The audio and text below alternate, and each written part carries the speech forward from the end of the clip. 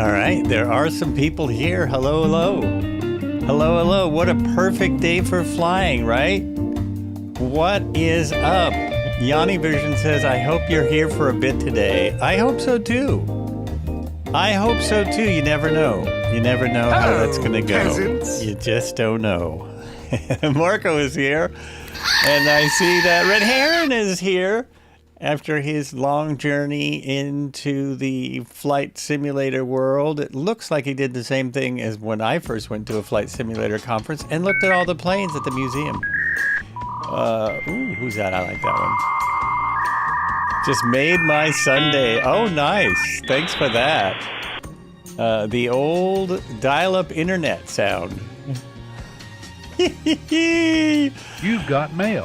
Photo Man is here. Grandpa's going with the old grandpa sounds. Look at that. I'm just enjoying watching this screen of people getting ready to go up in the snow. Holy mackerel, what happened here? There's already a plane parked there. Oh, that's me. That's me parked there, hoping that it's not too cold to do anything. Hopefully not. Hopefully not. And today, because no one else has done it anywhere else on the internet, I thought I would... Oh, I didn't set this up right yet. Oh, shoot. I got lost in other kinds of things. Okay, so there's a pad inside where you can set it to load with all of this stuff on there already. So what I forgot was that I changed which aircraft I was in. I changed aircraft. I guess they all have the same dirt on them. I'm wondering if it's going to accumulate dirt. Anyway, this is the Cessna 208, if anyone's wondering. This is the Cessna 208 that just came out from some little company called Black Square. And the poor folks couldn't get anybody to put this on YouTube or Twitter or Twitch or anywhere you can possibly see flight simmers in their new aircraft. It is everywhere. I'm kidding, in case anyone was wondering. It's everywhere. It's got many cool features. We'll go ahead, now that I've put everything in, I'll start my walk around. It's every bit as good as their other aircraft, maybe better. Oh, what's that, a bear track? Ooh, look at that. Are those my tracks? Oh, those are me. That's where I've been walking around, isn't it? Oh my gosh, it looks like a movie set. I notice this a lot of times in movie scenes where there's a whole bunch of tracks when they're out in the middle of nowhere. Has anyone else ever noticed that? Especially in the old westerns, when they're running past somewhere on their horses, there'll be a whole lot of horse tracks everywhere. Boeing's here. Hello, my friend. Hope all is well. So far, so good. Let's open this up, because this is really cool. And then, can I get this from here? I can. Look at that. It has a ladder for you, except now I'm not going to be able to open all these. I can open some of them. I don't think that one will open. Anyway, these all open too. Oh, you got to be closer. You can't just be opening things willy-nilly when they're out of reach. Oh, there's more coolness. I forgot. Wait, let's get down there where we can see. So we got to go like this. And whoop, other way. It's very empty, but look at the detail in there. Oh, this way. Look at the detail in there. It's all scratched up and stuff. Got your weight. 280 pounds. So myself and some luggage could go in there. Let's button that back up before I forget, because I will forget, and then it's going to give me weird warning tones. There's all kinds of weird warning tones. I don't know what they are. All kinds, but let's open this up. Another fantastic deal right there. Another really cool thing right there. Get a little ambient sound going. Might as well do the whole walk around. I don't think you can get in the other side of the luggage compartment. Nope, just this side. Just the one side. But there's another one of these And the great thing is, it does it all with one click. Some planes, they want you to click in more than one place. And it gets very confusing and kind of difficult to figure out. This is not the only news of the day, but I'm forgetting what else has been happening. Oh yeah, there's a new city update, right? There's a new city update. Amsterdam and some cities around Amsterdam. That's not what it's called, though. It's called something completely different. So that, and then there's a new, is it Local Legends? I'm forgetting, but everything is, I'm totally forgetting. I got so tied up in this plane and other things I'm doing stuff in the world. There we go, 1 second. It is the Flight Simulator releases Local Legend 23. The Fokker F-27 Friendship. Fokker F-27 Friendship.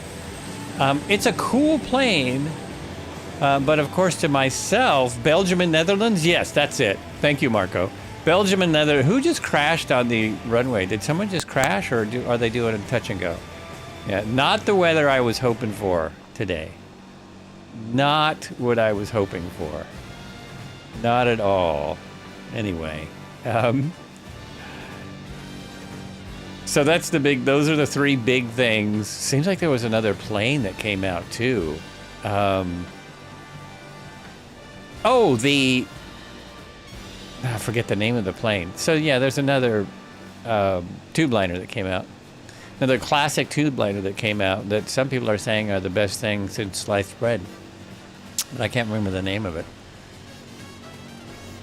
It is the Cobra. Hello, feeling under the weather, so I think I'm grounded today. We'll lurk and listen for a bit. Oh, I'm sorry to hear that. Hope you feel better.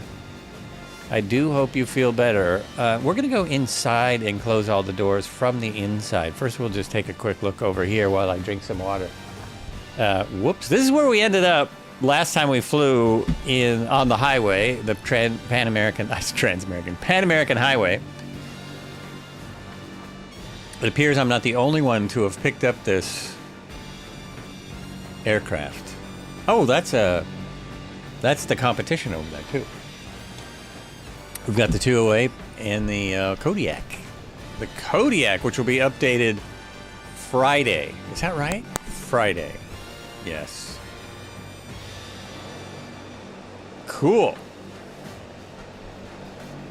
Marco says 11,286 nautical miles, 262.47 average after the day. See, I'm getting in these planes that go slightly faster, so my average is going up just a little bit.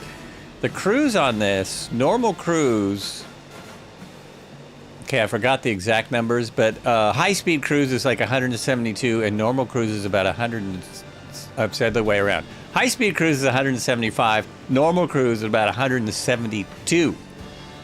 I'm assuming that's at higher altitudes, but I don't know if it'll... It seems a little touchy for a PT-6A. PT-6As in the real world are not very touchy, but you do have to know how to work them. Ooh, you do have to know how to run them. I'm back looking at my screen and talking about somebody else's screen. Whoop. Oh, I keep forgetting. So I have to get in, and then I can go out here, because someone just did another flyby. Very nice. Very nice. Great to see everyone, as always. Oh, yeah, I have to do a couple things. I can't really just do my normal startup. In other words, I've got to take a minute. I've got to take a minute and do this right. First, we'll close the door, which is tricky. There's a spot, like, it's teeny. It's a teeny little click spot. And, oh, is that it? No, that doesn't even do it. See, the clicking that won't do anything. You have to find this little click spot somewhere in here. Is it up here? It's just right, like... Right, Devo Fly, good afternoon, how are you? I can't find it again. It's happening again. The back doors are easier, but this one is, like, really touchy. And that doesn't do a thing, huh? No, that doesn't do it. It's right in here somewhere. Is it the screw? Oh, come on. I have to close the door. It's a mandatory thing. Oh, there it is. Oh. No, I had it for a second. No, that's still that. That's still that. Strange. Strange, and it doesn't work in the tablet either. There is a tablet, but it doesn't close doors. Oh, bummer. Do I have to go outside? Oh, that's a flashy. Oh, I know why. I know why. Because the ladder's out. Okay, so you can't close your door without putting the ladder in. Now it works. And it locks itself real good. It does latch in there. I'm going to turn that down, turn that up. Because the sounds, as usual, by Boris Audio are fantastic. Listen.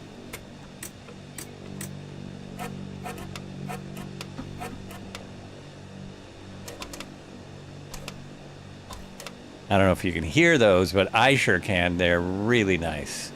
Really nice. It sounds just very, very solid. I'm going to go back here and set up a spot to be a passenger later. I'm going to be a passenger, yeah, from about there. There we go. So now if I go like this and I go like that, now I'm all set. And now I got to reach back here. This one's really nice. Nope, not that way. Back here. This is very nice closing mechanism. Uh-oh, I'm too far out. Oh, I missed it. I totally missed it. Let me try this again. Because it's great.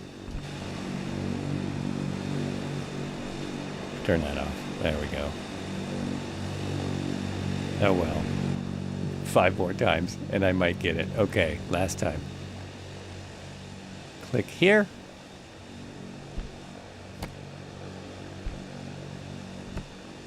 And over here, same thing.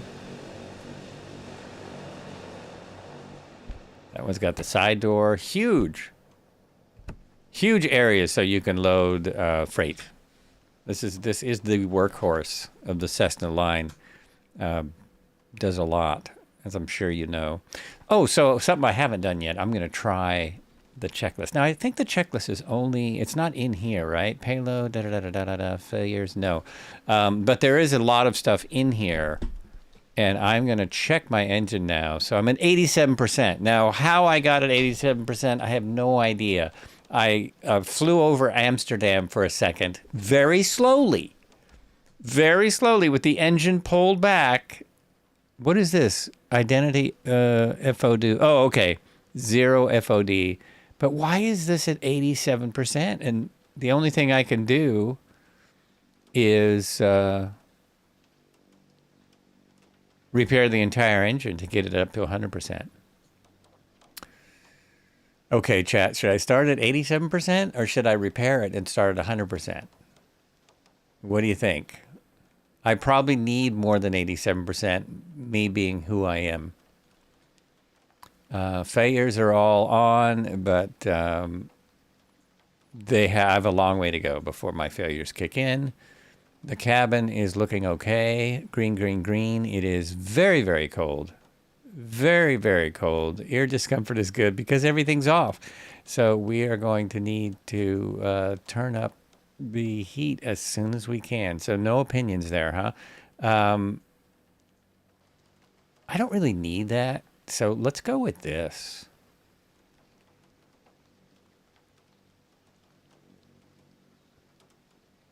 Oh, I thought it would switch right away. It didn't do it. It did not do it. Instant beta on touchdown. No, that's no fun. Realistic yoke movement. That is really fun. Realistic yoke movement is great. Load covers and everything when I load in. Why didn't it get rid of that? Do I have to reload the aircraft? I'll be darned. I'll be darned. Press confirm. Oh, thank you. Thank you very much. I knew there was something there. There it is. There it is. It just takes a second. Okay. Nice. Thank you. Appreciate that. Somebody here is going to be helpful. Got a silent chat today. Everyone must be in VR, ready to fly their... So mostly I'm empty, 170 pounds here and here, 84 gallons of fuel, which probably will get me most of the flight. Exterior elements. Oh, wheel chocks, rubber lock, pitot. So here's my elements right here. I didn't even realize that. They're right there if you want to take them off from the inside. You can do it right there. Electrical system is red because we haven't started yet. Cabin is good. Failures, I went over that already. Okay, put that back away and bring out this and hit this and checklists. And we're going to go pre-flight, which we've already been over. We did the pre-flight inspection. Passenger cabin doors unlocked. Well, that's interesting. Latched, parking brake set. Let's check that. Parking brake is right there, and it is set. Control lock removed, which is now where? Here? So this was removed before I got in. It's got this cool control lock, and it works. Look at that. It works. Sounds good, too. Yeah. Control lock, seat belts secure, switches all off, and they are. Ignition switch to norm. That is my first thing that I do. So ignition switch... here is on norm. Check it. Circuit breakers all in. Are they?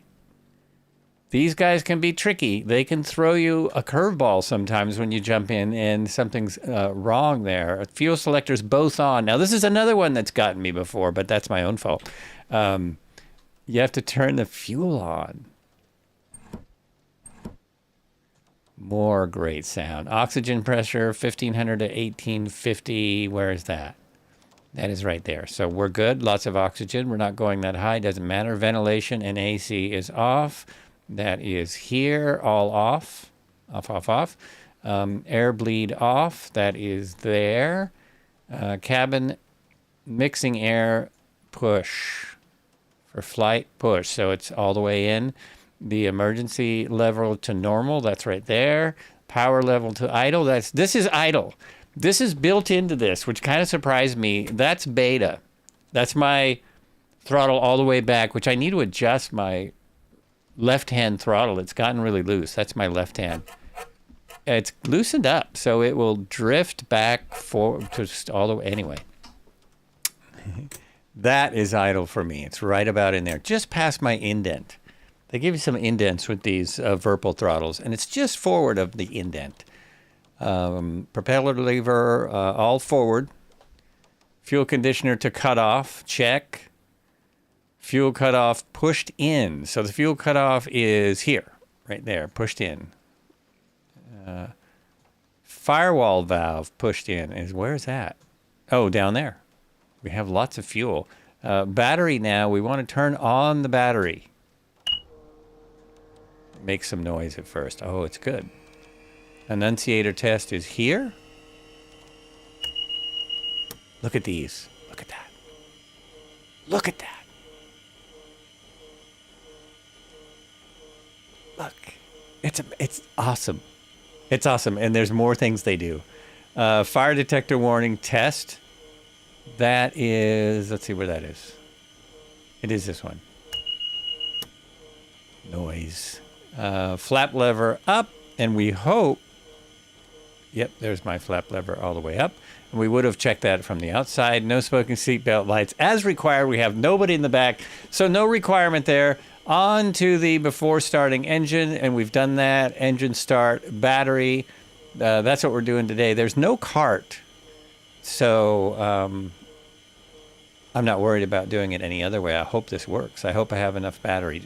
Beacon light on, so that is this Now, what one. I have for your starters today is a potato-encrusted scallop with lobster foam. And we're going to top that with some nice cream fraiche. All right. Mm-hmm.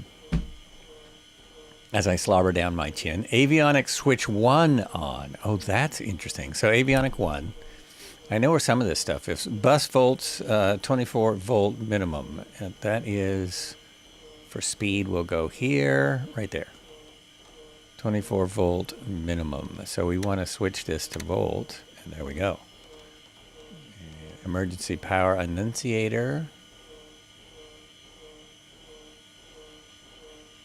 Extinguished. Propeller area clear. Fuel boost pump on. That is here. Oh, it didn't show me fuel boost pump on. Interesting. Fuel pressure low, extinguish. Fuel, oil pressure, generator volume, engine fire, emergency power level, AUX fuel pump on, fuel pressure low is out. Fuel flow none, starter switch to start. Oil pressure is rising, NG stable. Then the fuel conditioner level goes to low idle. Okay, once things are getting going. So I always like to go back here. The start switch is here. Hit that. Make sure things are coming up normally. That we have fuel pressure. And bring this up. Nope. It's not going where... Oh, yeah, it is. That's perfect. Perfect. Great start, too. The start on this thing. Sounds good. Looks good.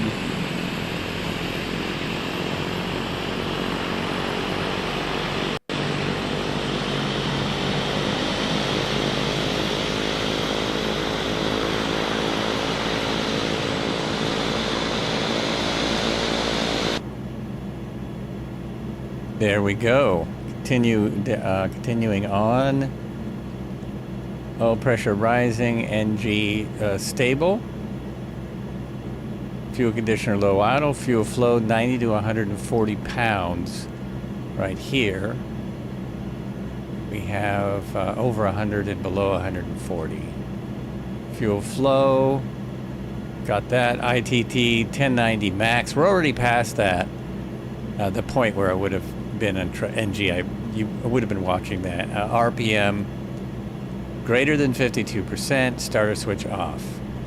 So the RPM is here, greater than 52%. Oh, it's not quite there. Interesting. Okay. Turn the starter to off. There we go. That was kind of hard. And starter engaged, annunciator extinguish, engine instruments check, generator switch reset. So the generator is here, and you reset it, and that turns it on, basically. Generator load positive. Now we want to go to the gen. There we are. Load is good. Aha! Battery charging current negative. Battery. There we go. It's just a little bit negative. Generator off, annunciator extinguished.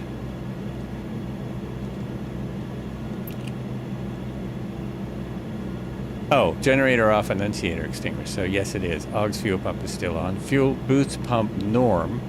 Fuel boost pump is on norm. No, fuel pump norm.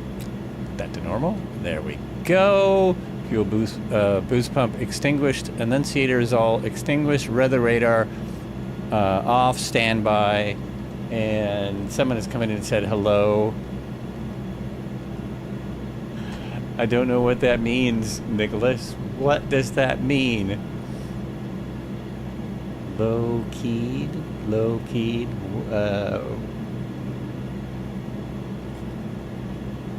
Moving on. Oh, weather radar. So let's go over to that and put it on standby. We're going to need this today. Not test, but standby. It's on standby. Check. Avionics switch 2 on.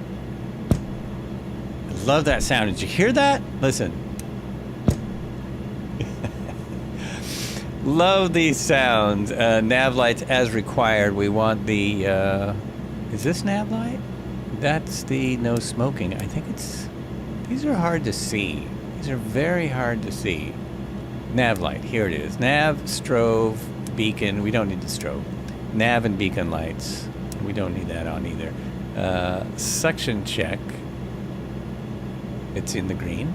Remote compass slaved. Okay. And it is. It is. Ventilation and defrost as required, where we need some... Where's my interior cabin? Is it only on the pad? Forward cabin push, defrost forward, aft cabin, cabin mixed air. I'm not sure which way to go with that until I have an idea of my temperature. It's not getting any frost on my window. I'm good. I've got this really nice coat on. I have a landing light. Nav is below. Check. Got it. Got it. Thanks for that. Beacon light is on. Avionics switch 1 is on. Battery volts 20. Let's just check that before we go anywhere.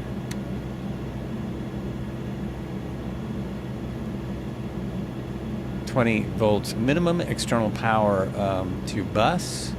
So external power is here. Really? External power bus? Why? Oh, engine start external power. Sorry, we're all started up. We're all ready to go. All ready to go. Flight instruments set and check. Number 1. So we're going to cheat with this, and we're going to use our little button. There we go. But look how this is bouncing around. Everything's bouncing around. Cabin lights off. Where are the cabin lights? They're off. Cabin lighting, dim for taxi recognition light as required. So we like the taxi lights or the landing lights on because we're about to take off. There's not much of a taxi here. Parking brake release, brake test, remote compass aligned. Remote compass aligned. There we go. Align that with that. Is that aligned right now? It is. It is all good. Everyone's already taken off. Where's everyone going? Oh my gosh. Okay. We are ready. Let's realign that. Viper Strike, good afternoon. Hello, welcome in. Let's see if I know how to do this still. Viper Strike gets a shout out just for showing up, just because. Another great streamer. Oh, and I had my cap locks on. Turn that off. And now I can turn on my head tracking, and we'll pretty much be ready to go.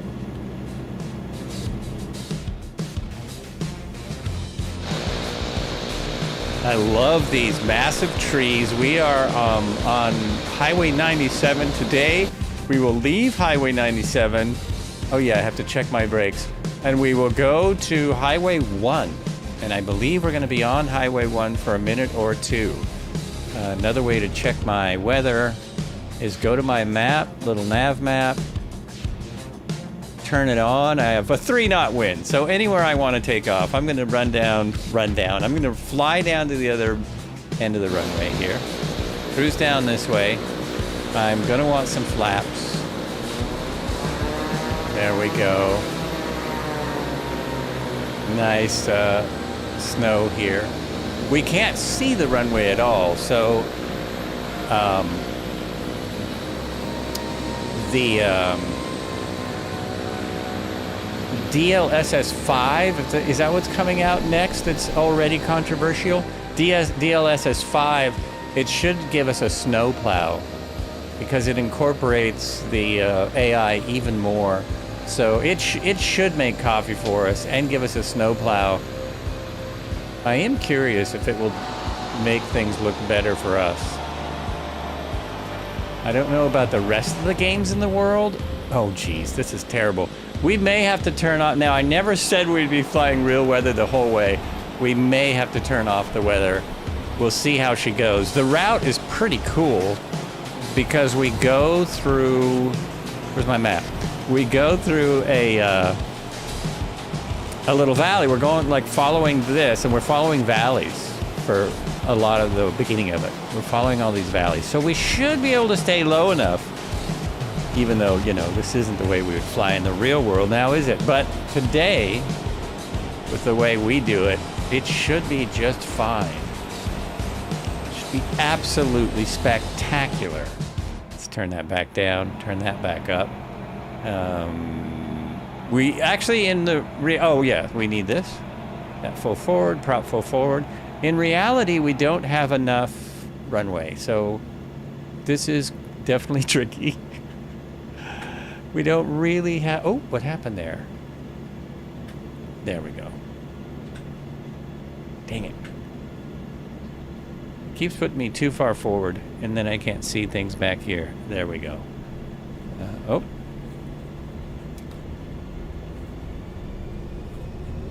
I'm going to put it in the red for just a second. Because, like I say, it's barely enough runway. I was surprised to read in the 143-page manual, although the first 8 pages are the index, that it takes over 2,000 feet to take off in a Cessna 208. I was surprised to learn this. Really? Who knew? Flaps coming up. There we go. But they've made it look as good, I think, as you can make a Cessna look. You can only make it look so good, right? A 208. And they sure have made it look as good as they can. As good as it can possibly look. It's fantastic. Fantastic. I'm going to stay off autopilot for a moment. And just check this thing out. Beethoven looks something between Canada and Alaska. Yeah, we are we're about to go into the Northwest Territories. So we're still going to be in Canada for at least a day. Maybe longer. We're still on the 97 and we will be heading up. Oh, look at that river. We will be heading up to the 1,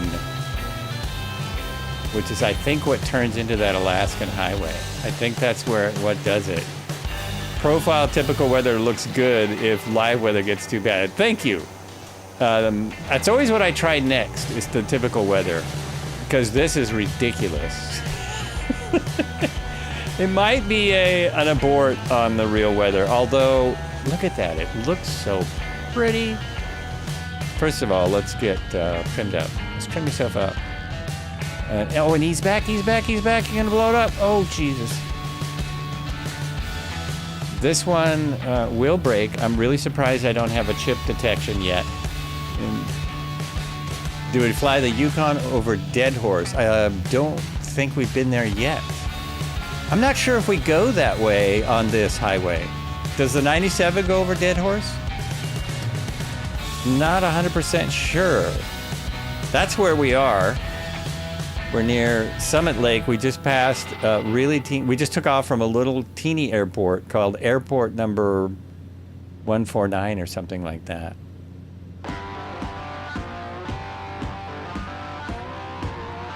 And we're just making our way through here. What was the airport that we took off from? It was Mile 422 is the name of the airport. We just left Mile 422. I love that for an airport name. So cool. Here's another picture. Oh, he's gone up there to scout around. Wasn't sure if Mr. Red Heron would be here today after his journey to FS Weekend. I really don't understand why I haven't seen any coverage of that. I thought people would be doing live coverage from FS Weekend, but I saw none of it. It was just a day trip. Oh, okay. That would be nice if I could do an event like that as a day trip. That would make it so much easier. I spent 4 days, both times I went to the FS Expo. I took an extra day to do things, 5 hours each way though. Oh yeah, woof. Oh. Whoa. You did meet Two-Tone Murphy. Isn't it amazing how much he's just like you would expect? Except maybe taller. But isn't he just like you would expect him to be? Yeah. Great jet, yeah. Did he buy you a beer? You're taller. Oh, wow. And I haven't met you in person either, so I did not know that. Actually, I've barely even seen you, except on Zoom calls or Discord calls. It's the only time I've seen you. He's not as tall as Scruffy Tam, but I just had no idea. No freaking idea when I first met him. Just don't know a person's height. I'm 7 feet tall, but you can't tell that looking at the flight sim.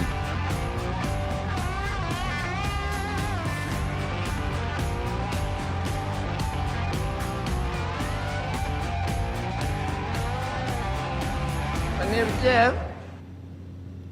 It must be, we must have Cody coming on in. There he is. Scruffy Tam, I met first on his tour. Oh, really? On his tour in Australia. I met him at Houston. I met Scruffy Tam at Houston, and then he didn't come to the second one I went with, Vegas. He didn't come to Vegas. He is pretty much done with streaming and on to more stuff in life. Red Baron Fly says, yo, what's up? We are trying not to break. Now, it's silly. I should just break it and get it over with. But I'm trying not to break the what is this? The 208. That is the Red Heron Cam. I'm over here. I'm just about to make my first turn, and weather is bad. Weather is bad. I think it's there, and I can't quite... Oh, it's clearing up. Oh, my gosh. Very nice. You met Two-Tone at the Microsoft meet and greet in Vegas. Oh, I had actually in Houston, I had already spent a lot of time with him. He helped me a lot without even knowing it, just talking about streaming and things to do as a streamer. Don't be so shy was kind of one of them. And you were going to say that you thought the 208 was bigger. The 208 is, it looks bigger in the real world. It's pretty big. I mean, look at this. Let's see if I can do this. It holds all these people. All these people and still room for luggage. And it has 2 massive doors for getting in. It's a pretty good size aircraft. You're very, very much more comfortable than a 172, 182. That is for sure. Yeah, I mean, you know. Anyhow, in Vegas, I went to the meet and greet. I think Heidi was not feeling up for it, so I went down there. And he, had a handful of drink tickets because he had gotten a lot for being a partner of the event. And so, I don't drink, but I had to have a beer with Two-Tone. Anyway, I was like, yeah. He was ready to pass out drink tickets for anyone that wanted one. I'm on the right path now. I'm doing good. I'm doing good, except that I can't see. If I get lower, can I see? There are people with me. There they are. But I can't see them. Aha! Aha! That's why I can't see them. I think Marco's in the PC-12. Just a guess. Look at this. Look at this. This is insane. This is how pilots crash and die. So I would either be above this weather, which I could be in this extremely capable IFR-ready aircraft, or I would be below it. I can't go below it. I would have to go above it, and I would have had to have. I don't think I could have filed IFR from where we took off. Misunderstanding, I think. I didn't mean Scruffy in person, but in his flight. Oh, his flight tour to Australia. Oh, I thought maybe he went to Australia for some kind of thing. Right. Great streamer, also encouraged me a whole bunch. Didn't know how to get to the meet and greet. Wound up looking for it with Jorg and Sepp. Oh, that was the party, Marco. That was actually the party, not the meet and greet was the first night. That was the Microsoft party you're talking about. Because it was hard to find at that hotel in Vegas. Like, where the hell is this place? It's hard to find the elevator. Everyone was lost. That was really fun.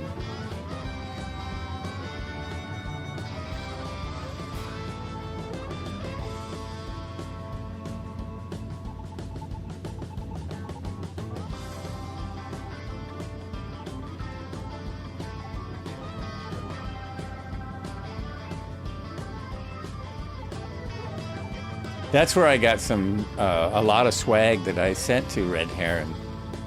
One thing was probably worthwhile. One of the things was probably really cool. And of all the items I sent. Maybe we should get on. By the way, I am. I'm firewalling it and I'm going to break it. You got to ease back. There we go. So I am actually at the normal cruise. Not high-speed cruise, but normal cruise. It moves. This thing moves. I have problems with times with small letters and little nav map. Got a cataract surgery a couple of weeks ago and still have no... Oh, but can't you just see perfectly? I always hear when you get cataract surgery that then you're back to 20/20 vision.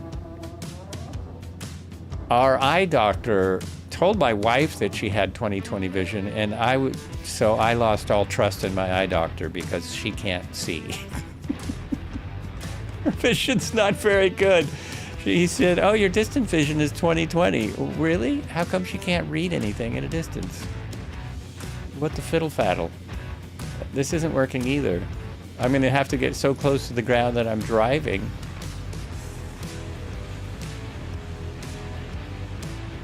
You'll see me all the time leaning in to read anything because my vision is not that great, but the glasses, I have reading glasses and distance glasses. Neither one of them work for this distance.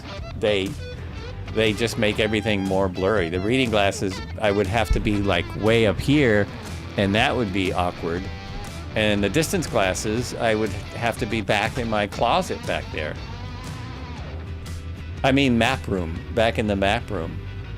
It's not a closet. I'm not just sitting here in front of a closet. Well, this is weird. My autopilot won't engage. Yeah, that is weird. I don't feel like I can use the autopilot yet. As I still can't see, I feel like I might have to yank and bank away from a mountain any minute. It went rather good. The Healy's is progression. Some itchy right eye today. Ooh, that's annoying.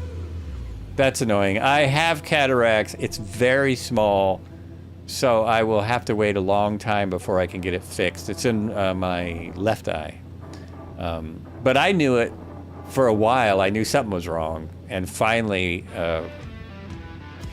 they took a closer look and said, "Oh yeah, you do have a little bit of cataracts there." My eyes, I don't know. They don't work as well as they did when I was 20. Have the final check in 2 weeks. Okay. There's the road. Oh, our first airport is kind of far because I figured, well, with this speedy aircraft, it should be okay. And there's no airports out here. Look where we are, man. Look where we are. Photoman had both eyes done over 2-year period. Love my new vision. Oh, that's good to hear. That's encouraging. That's encouraging. That's what I usually hear from people. Is that once they get it done. I know my brother-in-law was really nervous about having it done. But I haven't really heard an update of how it went. I haven't really heard an update at all.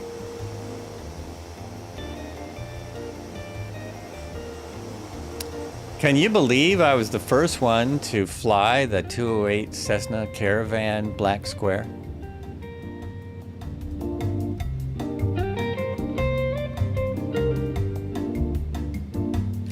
I had both eyes blurry. It's a big difference now. Couldn't drive at night anymore. Much better now. Oh, that's awesome. That's awesome.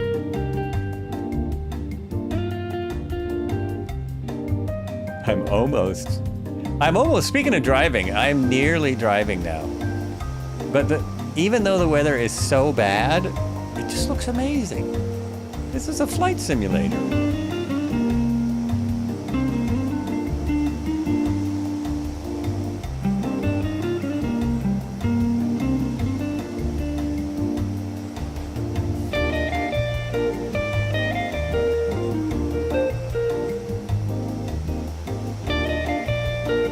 Anyone following the DLSS 5 stuff? If it worked like they say, I wonder if it would fix those square trees in the photogrammetry. I wonder if it would fix photogrammetry. Or would it make it look like dragons? It might make everything look like dragons the way AI works now.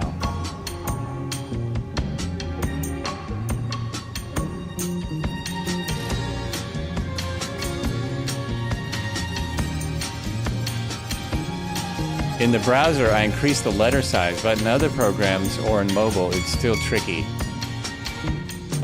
That's one thing I like about a PC. It's one of the only things I like about a PC over a Mac is that you can change the font sizes and you can change the size of everything when you turn up the screen to 2K or to 4K. I've not figured out how to do that on my Mac.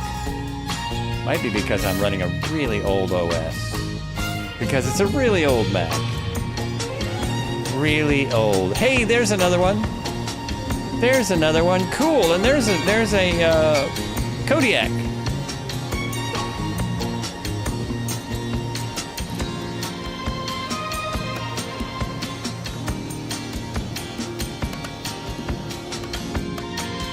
Yeah, I went absolutely nuts and bought all 4 versions of the Kodiak. There's actually 4 versions.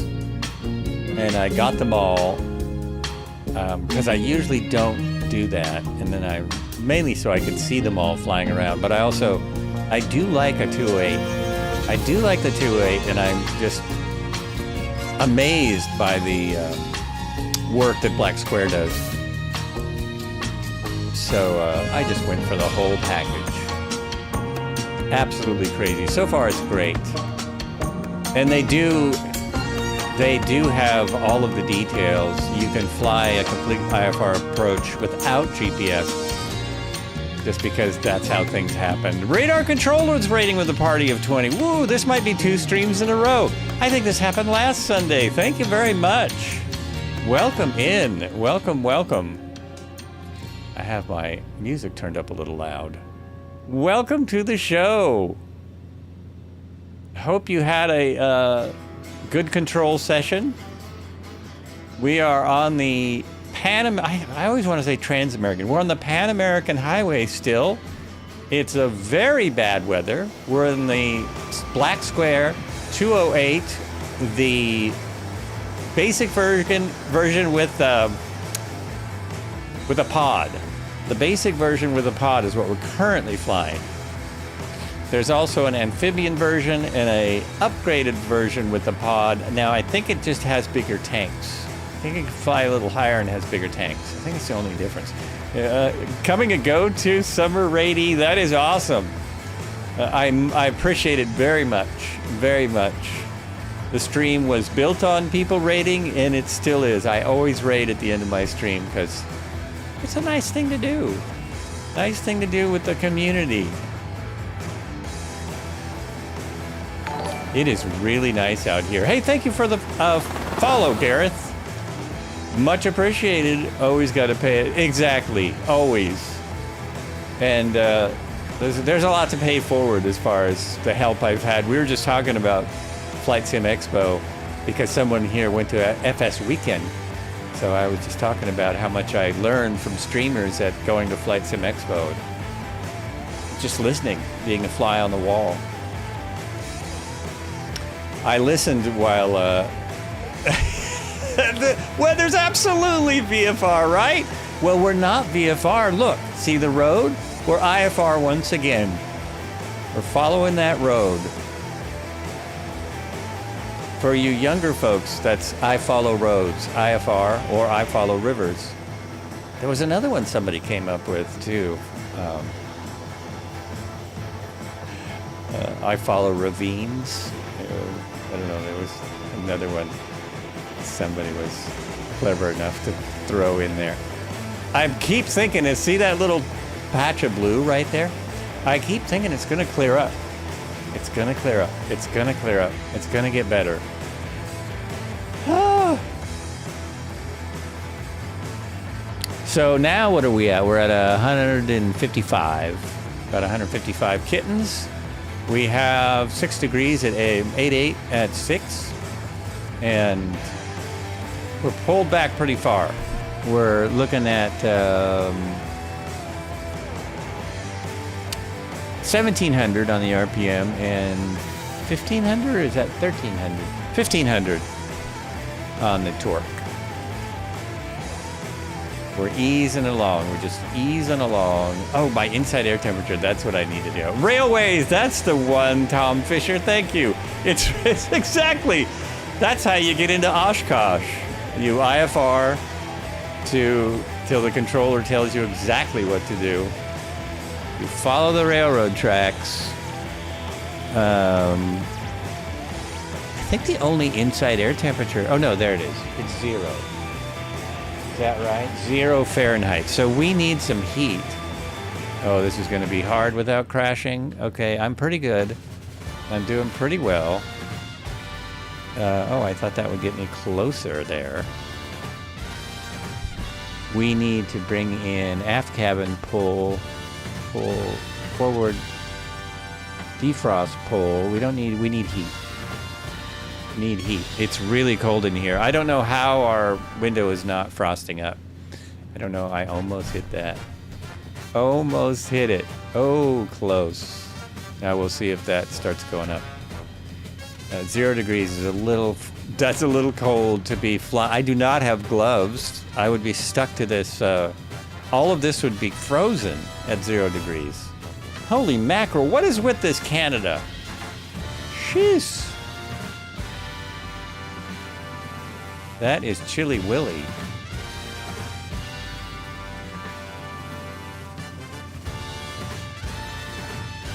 Oh, by the way, turn your weather on.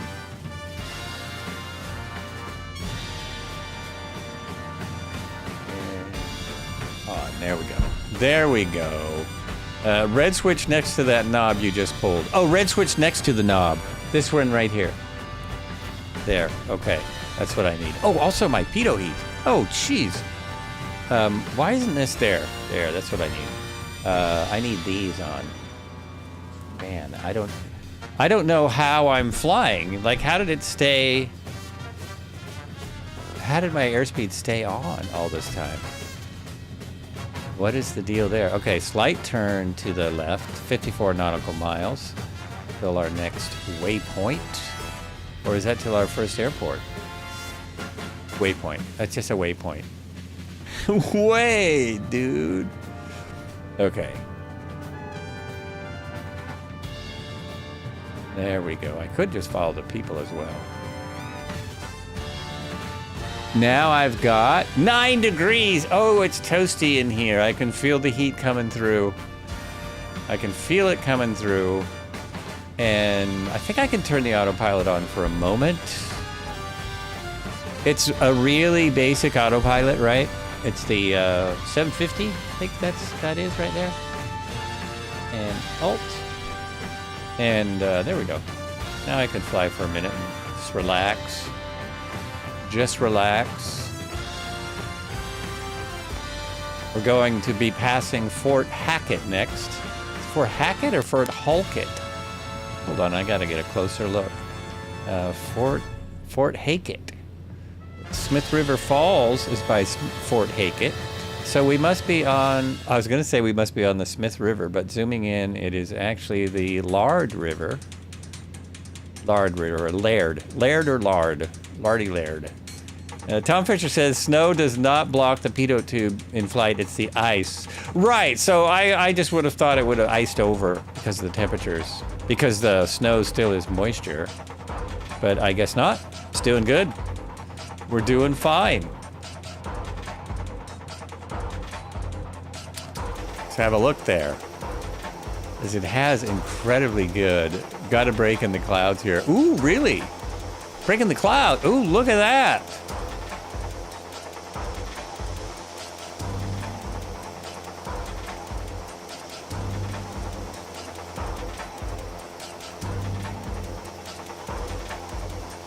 So I should be seeing that down here momentarily. Everything looks good here. I was wondering if the dirt would accumulate. I don't believe it's accumulating. I think it's just built into the textures. It is dirty, but I don't think I'm getting any more dirt for my 2024 version. This comes in 2 versions, by the way, if anyone was wondering. It comes for frozen moisture. Yeah.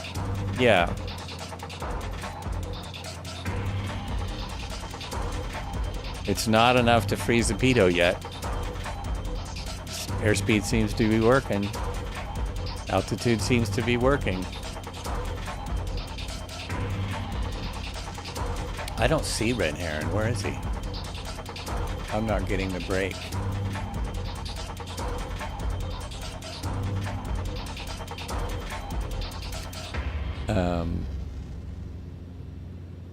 And we can go a little bit faster, actually. I am really pulled back on the torque. I can bring that up a little. Just a little bit, because we do have a sizable journey ahead of us. Look at the radar. It's got a pretty good cloud layer there. Pretty good cloud layer.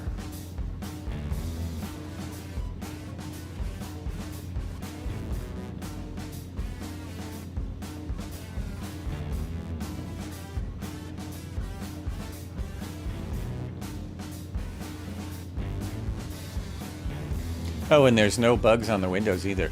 Not many people are taking advantage of the window bugs. I guess that bugs people.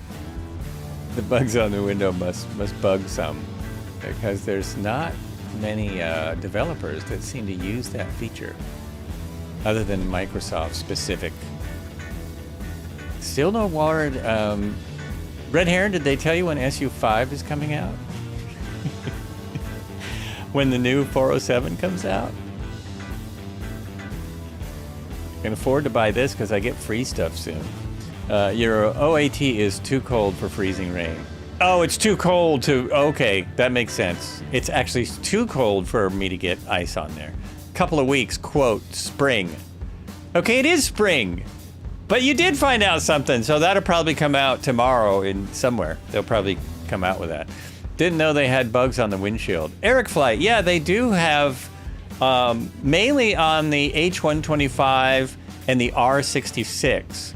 Those both have, and they accumulate as you go along. I'm not sure what other planes have used that feature. Actually, I think, was the Comanche? No, usually Eric Flight flies the Comanche. You would notice if there were bugs on the windows. Trying to think of aircraft that have bugs. Those are the only 2 I can think of right offhand. And I've flown a lot of them. I have flown a lot of them. A lot of the add-ons I have, though, still are 2020. And that's one thing. This is a 2024 aircraft. So I thought maybe.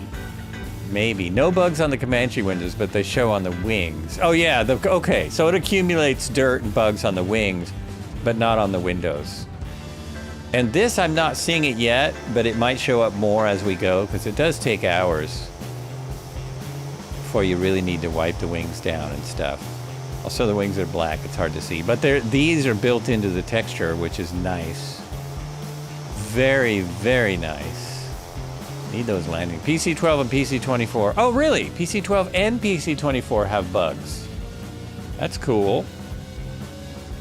Yeah, because like the 086A and the 500, which also just got an update, although I haven't really checked out that update, those do not have bugs. And they are also 2024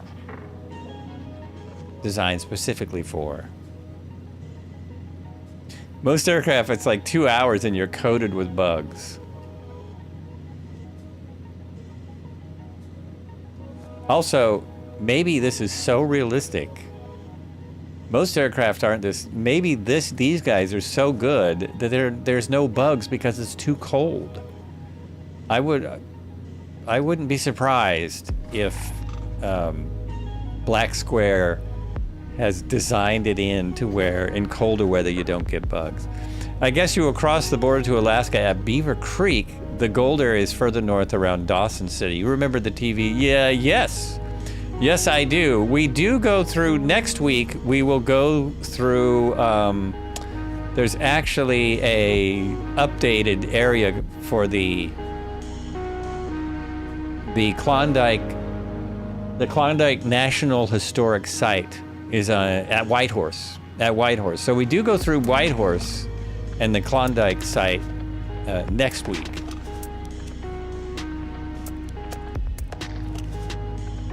You wish they were that detailed. Yeah, that would be pretty amazing. I don't think they are either. I don't think that's the case. And a matter of fact, they're also probably killing my engine right now. It's probably dying. Yeah, look. Why is this happening? What is with that? The engine is like in the yellow, and I'm just flying along. I'm not doing anything that could possibly hurt my engine.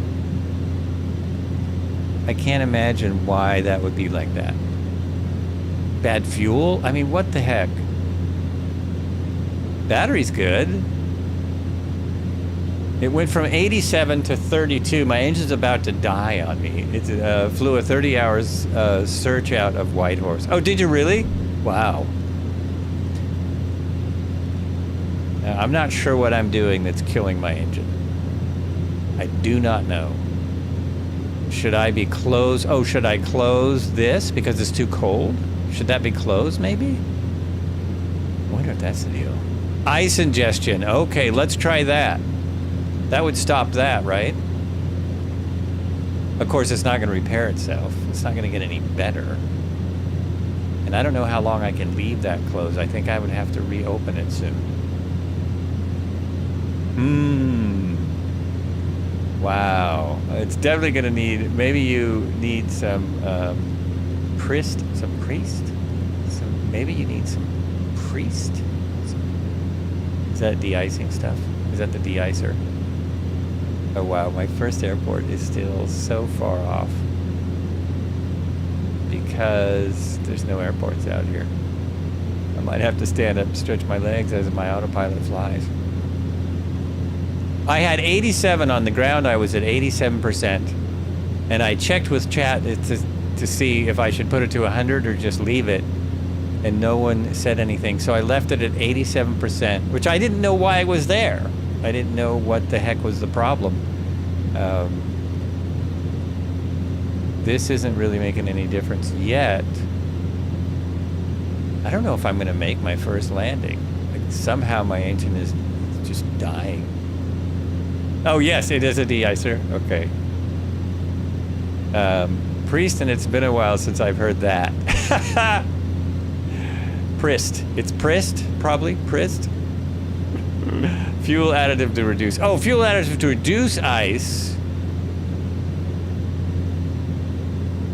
This will run on 5 different kinds of avgas. There's 5 different types that it will use.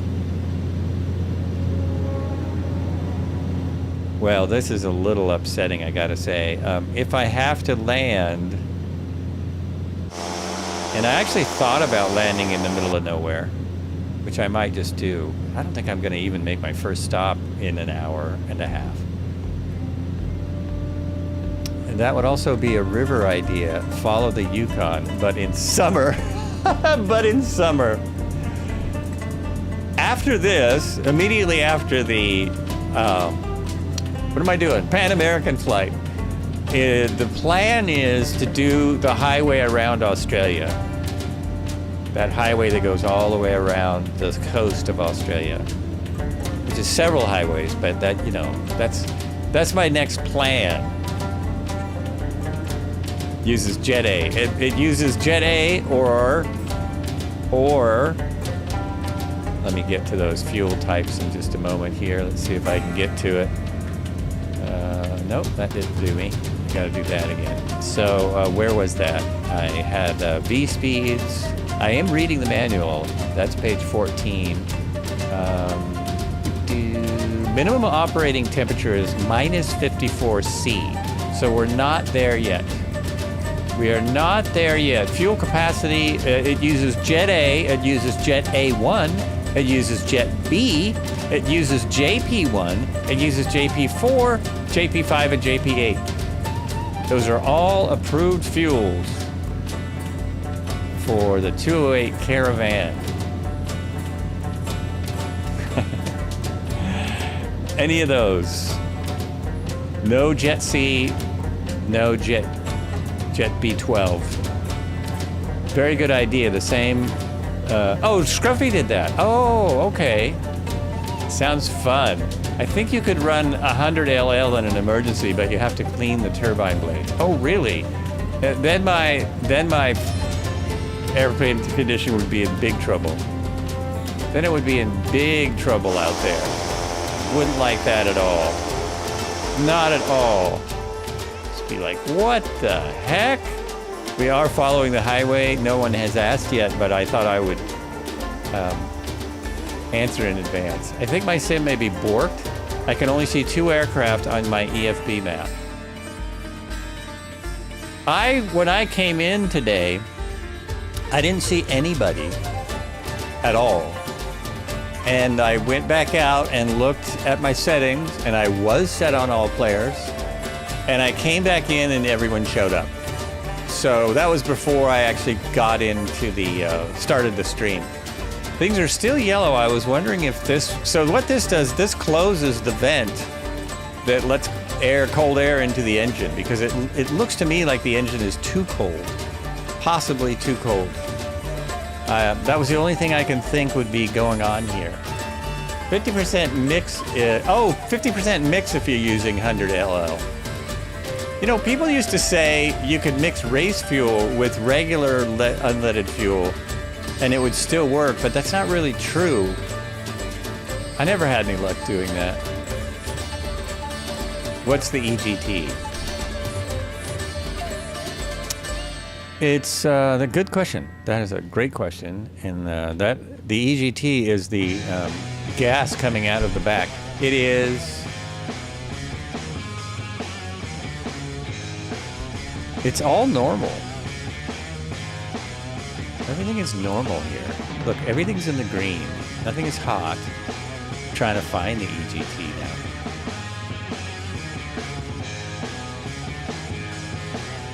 Well, it's basically the ITT would be this, right? We're looking at that, and that's running just perfect. The ITT, yeah, it's perfect. That's what's strange, and it's perfect with this closed.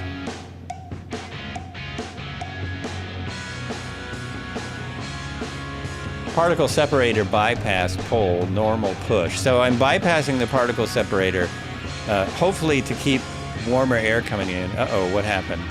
Did I just slow down? No. No, I'm just headed towards a cliff. Headed towards a cliff as I gab away. Okay, let's put this away because I need to fly.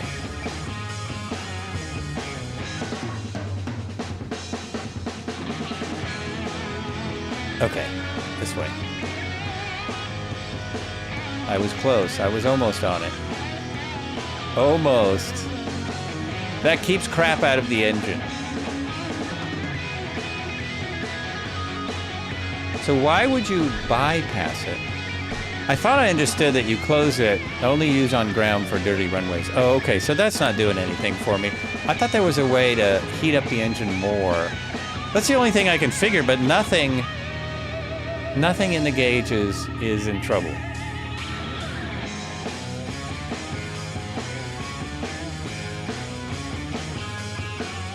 Trying to figure out where the freeway is. I think that's it there. No, that's not it. It's got to be this. It's got to be this right here where Marco is. So you're saying in air bypass it. Bypass. So it's in. That's the normal position there. I think something's borked.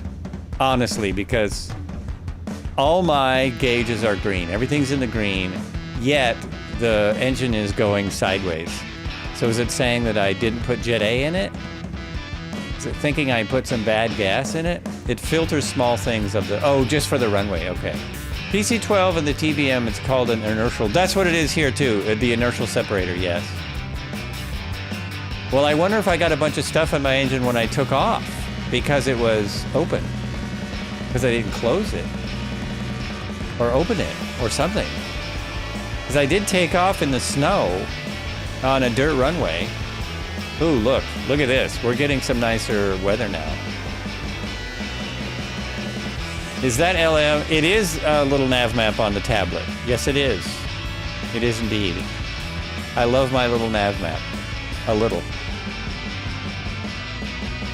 There's a tool on Flight Sim 2 that lets you do that. It's like a metal mesh, which works as a filter. Okay, so normally you don't have that on. It was ingesting ice since takeoff because you had it off. So I turned it on. That's what I thought, Ogate. That's what I thought. So I should have had it on since takeoff, but it doesn't matter if I had, but does it matter if I turn it on now? It doesn't seem to. It doesn't seem to. Oops, wrong thing. Wrong tablet. Go over there. Go over there. There you go. You can do it. This is a perfect song here. There's like a siren in this. He's in trouble!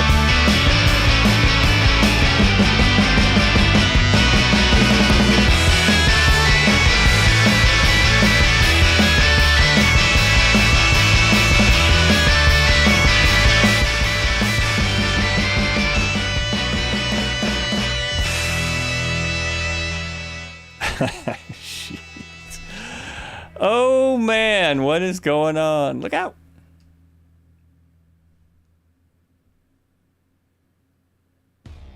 I still feel like this shouldn't be yellow. So maybe that's... Wouldn't the ice just melt off? Uh-oh, let's take the autopilot off and fly the plane. There we go. Icebird for All says, air enters a separator and is forced to change direction, often sharply. Clean air can follow this new path easily. Heavier particles, like dust or water, have more inertia. They resist changing direction, so inertia separator. Because of this, they continue straight, hit a surface, and are separated from the airflow. Clean air moves on while the heavier particles are collected or drained away. Ah, okay. But it's not really going to help me now, right? It's not going to do much at this point. Not going to help my 32% engine health. Yeah, Marcus is, yeah, what Icebird said. Mm-hmm.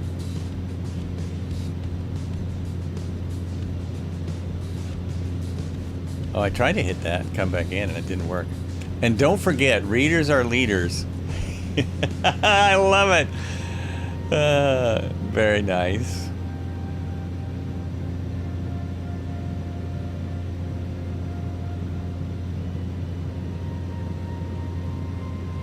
I had to think back to my school's PT6 we couldn't take apart. Your school had a PT6 that you couldn't take apart? Like it was frozen? Because someone didn't use the particle separator correctly? I can probably just hit repair engine now, but that would be cheating, wouldn't it? That would be a big old cheat. I mean, cheese and crackers. Okay, now we have 45 miles to our airport. I'm going to make it. To make it to the first airport, we'll be fine. I'm going to keep it pulled back. Keep it pulled back. Otherwise, I just use AI to transport interesting things. No, we were missing the tool to compress the spring in the prop hub. Oh, okay. That would definitely make it difficult.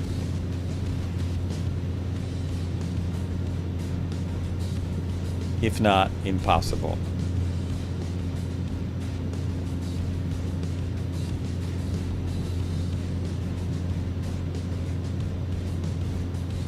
Well, nothing is... I'm trying to think of what would help the engine health, but nothing's going to make it come back from 32. It's not getting any worse. What does that white placard say on the center of the console? White placard on the center of the console. Let me get...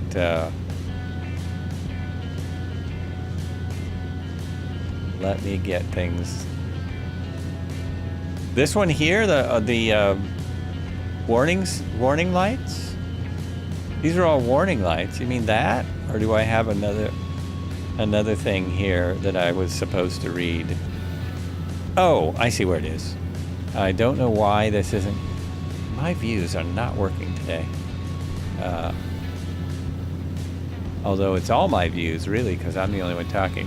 When takeoff torque settings are below 1825 foot-pounds, the air conditioner must be off for the takeoff and landing. Where the air conditioner was definitely off, and my torque settings were not below 1865. So if that's what you mean, down below, next to the pilot. Oh, this one here. This one down here. Oh, come on, my settings. This one. Continued flight in icy conditions is prohibited after encountering one or more of the following. Airspeed level... Wait, I can't stay there or I will wreck. Okay, now I'm lost. No, I'm not. No, we're good. I'll read the rest of it as soon as I straighten out a bit.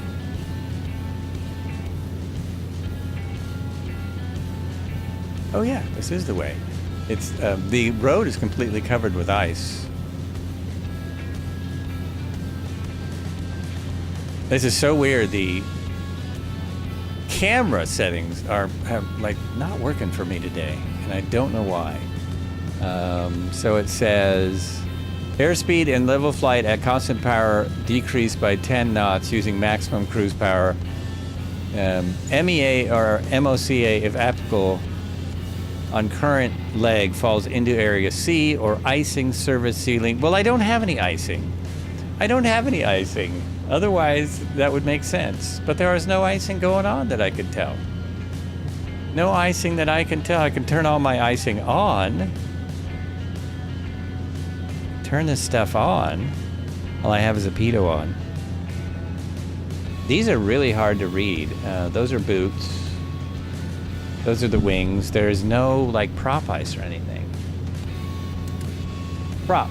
Let's turn that to auto and see if that helps in any way. Don't know that it will. Because I don't seem to have ice. Ice road truckers.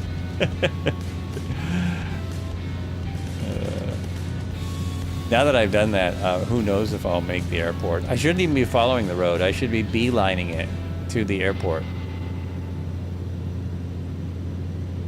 And let's do that. Let's climb up to a reasonable height, and we'll just follow the magenta and get to the airport and have the engine rebuilt at Watson Lake Airport. I'm sure they'll have a mechanic there with the proper tool to take the prop spring out so that we can rebuild the PT6 entirely, or we'll have to wait there for months. Like the woman on my podcast that had to wait for months for parts for their boat.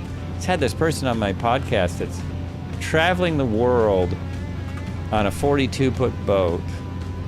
Podcat? I have one of those too. I have a podcat. Traveling the world on the boat, and what you don't think about is if something breaks and you're in an area, you know, that doesn't have a ton of people, like a small island country, you might have to wait for months for a part. For a fuel pump. It was a fuel pump that had broke. One of the places they were stuck was the Galapagos Islands, though, so boo-hoo. Boo-hoo. You got stuck in the Galapagos.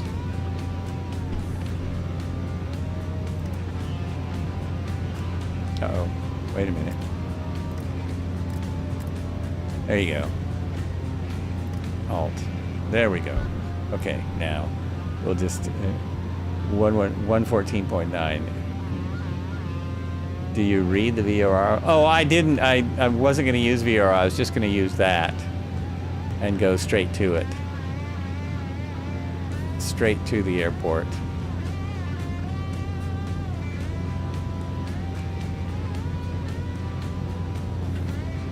Oh, now that worked. That time it worked. Why did that work?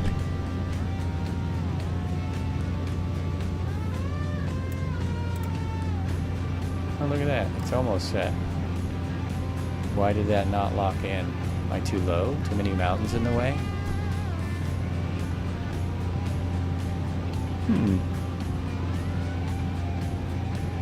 It is way better now. And now I'm getting ice. Did I start getting ice as soon as I turned on the icing? What the heck? As soon as I turned... Gosh, my cameras, they're so weird. As soon as I turned that on, I got ice. Doesn't make sense. Boot ice, WS, wing light, de-ice.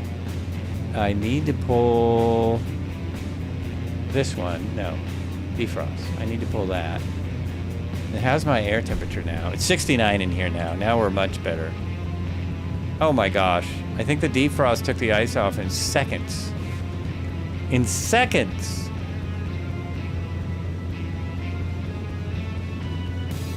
Yeah, I don't have any ice. That was really, really fast. And so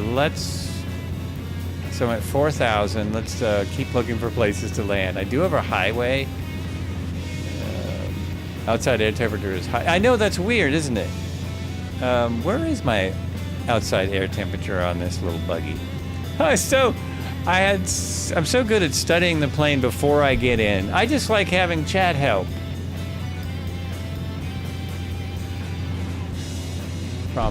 Prop anti-ice apps. Altitude. There's my indoor temperature. That's the cabin temperature. And where is my outside air temperature?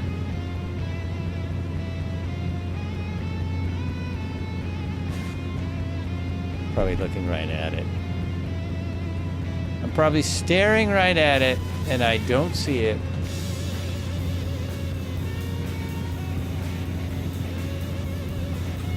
It's not just in the usual place, is it? Like on, no, it's not on one of those things there. I don't have anything in my doors. It's not right there in the windshield. Above? Oh yeah, it's probably right there. Right. Up here? No. That was a good possibility. Oh, there it is. It's way up on the corner of the windshield. And it is Celsius is the first one. So it's like 5. Like 5 degrees Fahrenheit, minus 18 Celsius. We're at about minus 18 C, about 5 degrees Fahrenheit. Yeah. So it's cold. It is really cold. Really, really cold. Let's steer back over there towards the plant. Oh, here. Now we've picked this up. I think I was too low. I believe I was too low. Look at my map. There is a VOR. The VOR is pretty far to the right, left of Watson Lake. It's pretty far to the left of the airport. So it'll get you close. It's not going to work for any kind of IFR landing. Oh, hey, now I've got a buddy next to me. Cody, what's up? Oh, what the heck? Why is the prop not working? I wonder if they'll fix that in their update in a week. That's silly. My plane's borked. CAS is saying the gear's down, but it's not. Is everything frozen? Are you having the same problem as me and things are getting too cold and so they're not working? Turn on my boots. Turn on my boots, which is, damn it, why does that only work sometimes? Boot pressure, wing light, prop auto. So this here, it just clicks up and down. Oh, okay. I better put the seat light on and the smoking light on and the cabin light on. I better put all those on for the empty cabin back there. Now let's go back and see if they're on. If you are getting ice on your windshield, you're picking up ice on your airframe, including your wings. Turn on your de-ice boots. Okay. So they're on. I'm not losing any speed unless let me check this. Nope. Everything's still working there. Everything's still good there.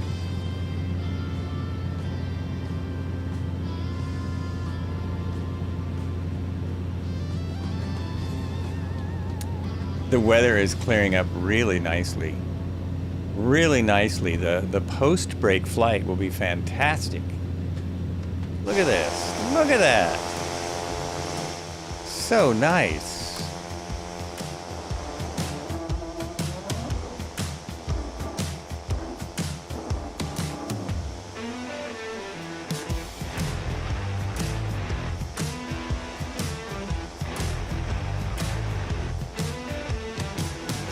I forget, I have to... I could take some pictures. I don't know what else we got here for picture taking. Fantastic pictures if you haven't seen already in the in real life travels section of the Discord. There's great pictures from Red Heron on the on his trip. His 10-hour train ride to FS Weekend.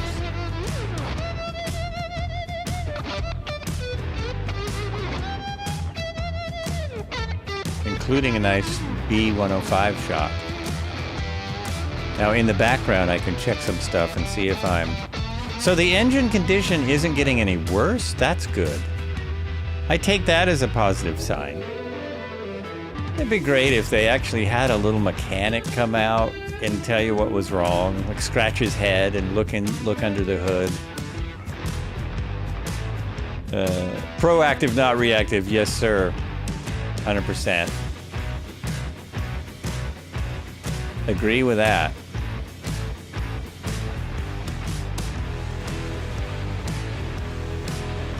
It doesn't tell me that they're on, though. Do I put them down? I thought I would get an indication here. Do I need to put this on first?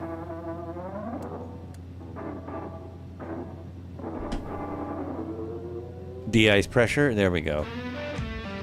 I can't pop out and see if they work. Like, you can't go in and out and actually see them working. Okay, I'm gonna stay right there and then I'm gonna turn and do this again.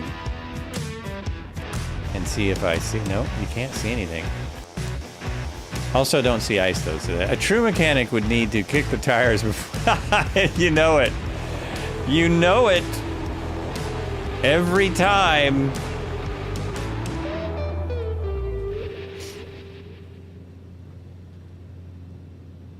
Oh, I was just going in and out and going in and out, but we can't see anything. There we go.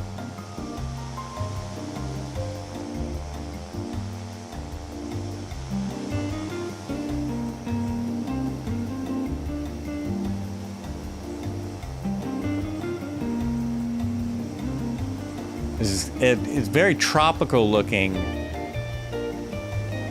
livery. And so I was trying to counteract the cold winter weather they're having up here for spring. Hawaii right now is having floods. Serious flooding in Hawaii. I think the switch just manually toggles the boots. The boots toy, they can see them active from outside at least.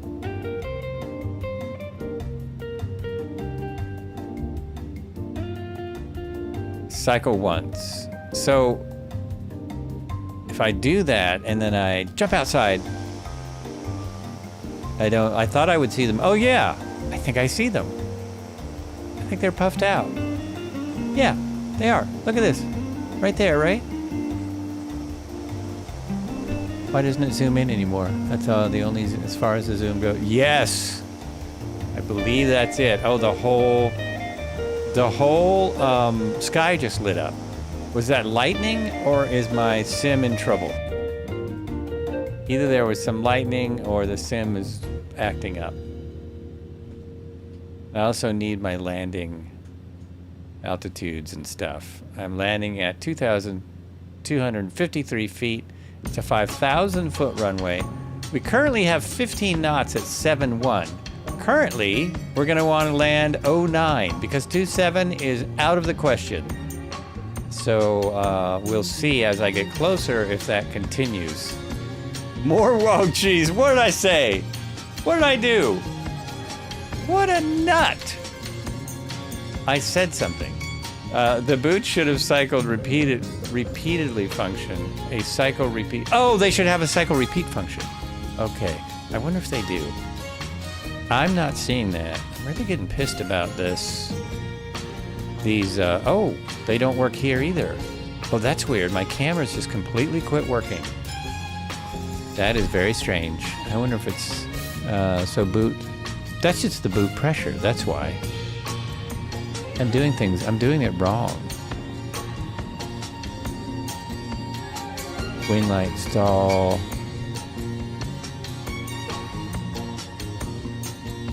That's prop. Boot pressure. I don't see a repeat function. Oh, weird. Now that's doing everything. I think the switch just manually toggles the boot cycle. Can see them? Yeah. Oh, once again. Okay. I'm going to try going this way. And then pop out here. And I can't really see anything. Actually, I did. Last time when I put it up, I think I saw it. Also, there's no ice. Ice will show in the sim. It will show. So we're not seeing ice right now. There's no visible ice. He's right. There's a switch to activate boots immediately.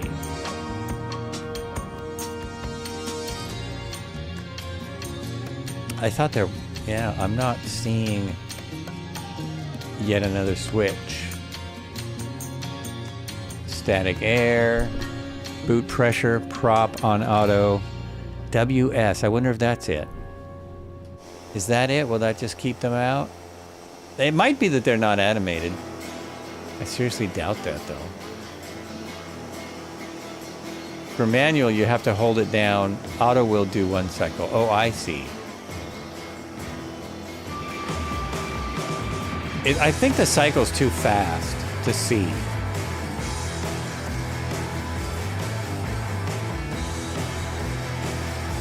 Oh no, there it is again. There they are. There. I don't know if you can see that, but you can see the boots right there. Right there. I'll kick all the ice off, and I'm gonna crash if I don't get back in my plane. No, I'm good. I'm 1,000 foot, 2,000 feet above the runway. So they do just cycle when I open them up there. It's great. 3 positions with off cycle on pop now.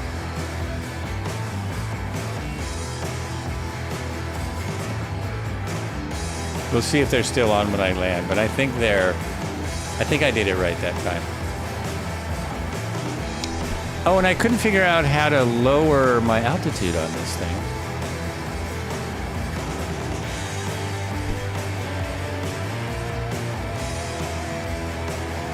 That's what I want.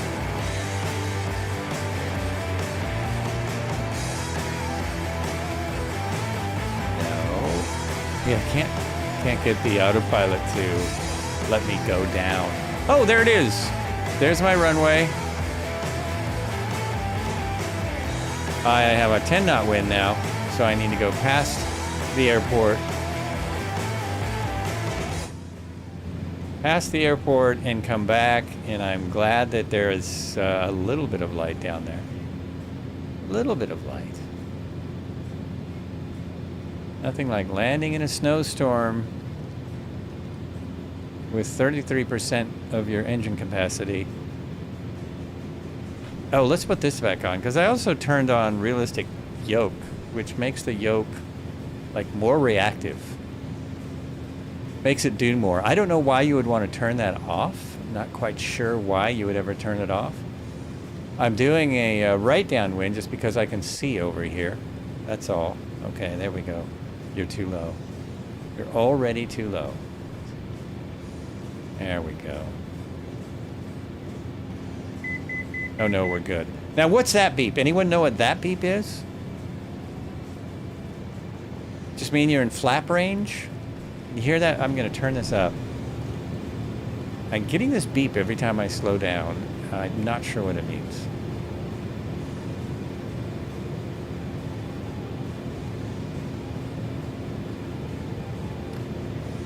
A little close.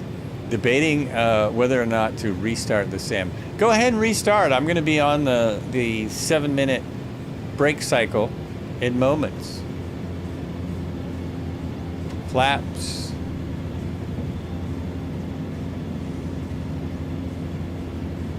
And a nice long runway. Let's turn around now. Let's not go over. See, what is that? What is that noise? Anyone know? Why is it beeping? I'm not getting any warnings on the annunciators. Maybe it's close to a stall when it does that, but why would it be close to a stall? Oh, because it's heavy. Because I have ice and it's heavy. Lands very slow.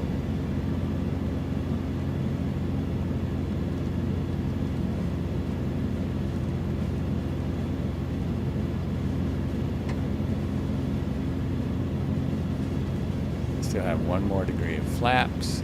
Beep beep is 1,000 feet from set. Oh, okay.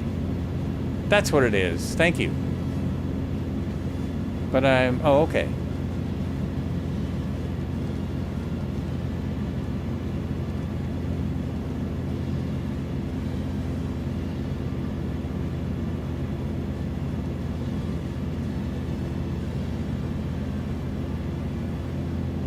I've got a lot of speed still. I don't know why. All my flaps are in.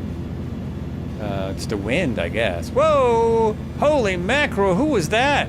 What kind of crazy galoot? That is a very long landing. Look at that. Okay. I am almost stopped, but now I've not put any brakes on yet because the reverser comes in just by putting my throttle all the way back. So it's fantastic. Oh, and listen to those brakes. Listen to the brakes.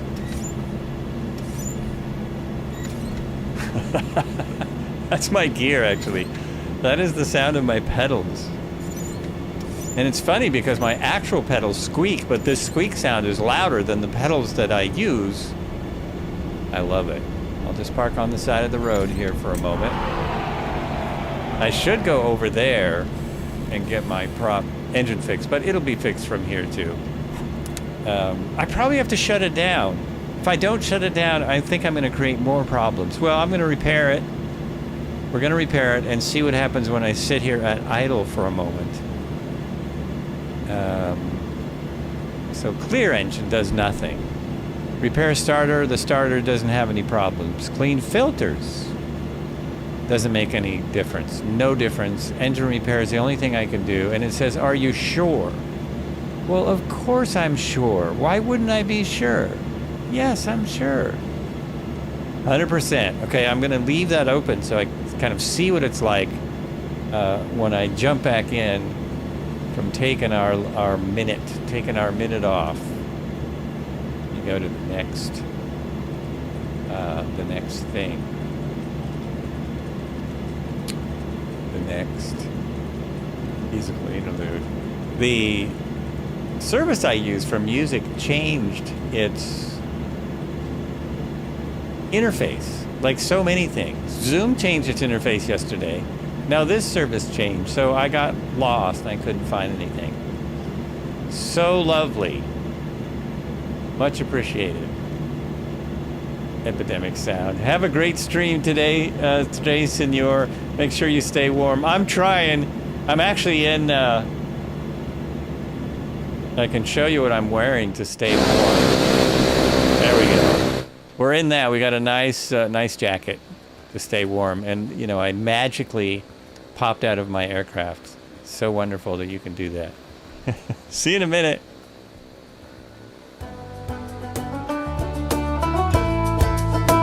We approve from Canada. Excellent. Well, okay then.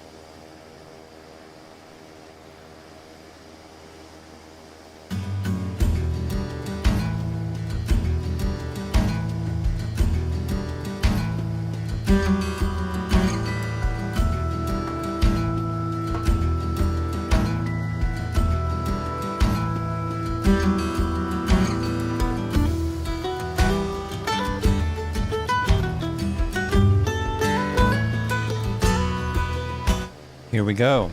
That's what it says. Here we go. Coming back in.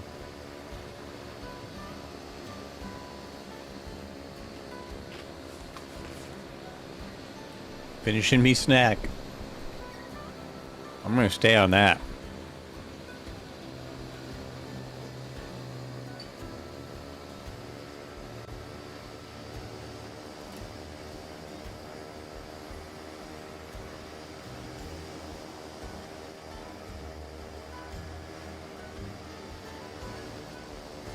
Oh yeah, I'm supposed to be back over here. There we go.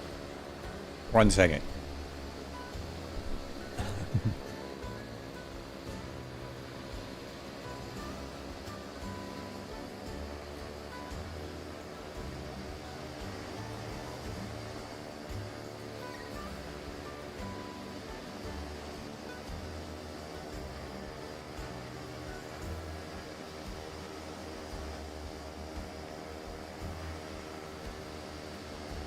So back over here, checking the airplane. The boots are out right now, look. I don't know if you can tell, but the boots are out.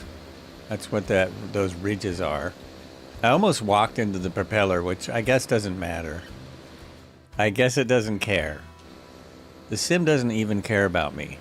So if I come in here and look, there's really no dirt. Got stuck in a camera loop. Oh, did you? Yeah, I don't think there's any more dirt than when I started. There could be. There might be. It's just so well detailed. Oh, and now let's turn the boots off. So I'm still at 100%. Right now I'm still at 100%. Now my big question is, wait, how do I turn them off?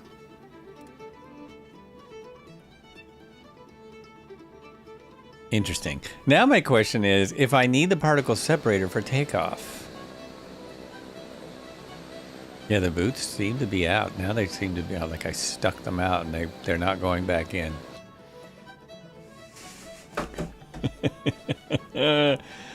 Oh, what if I do that? Will that bring them back in? I might be hitting the wrong switch. No, it won't. Oh well. Oh well, boots are out. Boots are all out. Put the yoke back in. The gauges function so well. They function so nicely. They move around and they waddle and stuff. I guess you can't really see it when I'm just sitting here on the ground. They will definitely deflate. Oh, they'll deflate by themselves. Okay. So they'll just slowly deflate and be back to normal. Particle sep is on at any point while moving on the ground and turned off after takeoff once in clear air. Not clear air? Clear air, I got you. Once in clear air, any point while moving along the ground. So I should keep it on. What does that say? That says, right fuel flow. I was just gonna check that. Thanks. That's like someone playing the. That's like someone playing the song. Check your fuel. Aha! Right tank is down, but I have 41% in the. Oh, really? Well, that's interesting. Why are they not? Why is it not taking it evenly? And do I need to do anything about that?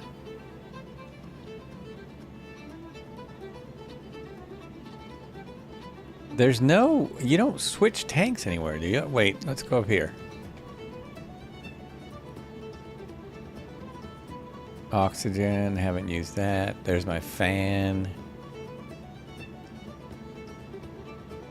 That's for vent. We don't want to vent. We don't want to vent anything.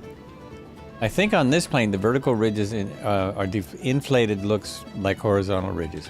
Oh, okay. I should be driving from both. So that's weird. That's not right. That's what I thought.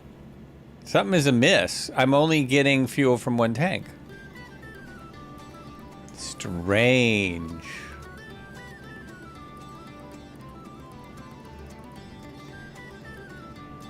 What would cause that? There's no switching tanks. There's no way to switch it over. It seems to feed off one tank almost entirely if you don't manually switch tanks. Well, where do you switch tanks? I thought they were on-off. There's a tank selector on top. There is a tank selector up here? I mean, I just have them both on. On. Okay, so I would just switch to right. Whoops, not off. Oh, it won't let me do that. It's on or off. But I would switch to there. Or it's just saying right. Oh, that's very bizarre. So I would just turn off the other tank, I guess. It's the right. I just turn this off and then I will get... It'll start taking out the other tank. Let's see if this works. Let's see if I keep running or if I die. I start off with 10 gallons more in right tank since it draws more from that one. Mine doesn't either. There's a tank selector on these kind of aircraft. Yeah, that's what I thought. There is no tank selector. I didn't think so. But I've never had... Well, I've never had one that worked this well. I've never had it draw unevenly like this. I'm going to go back down to the other end of the driveway. Runway! Mannix, how you doing? Check the iPad, but it should always be even.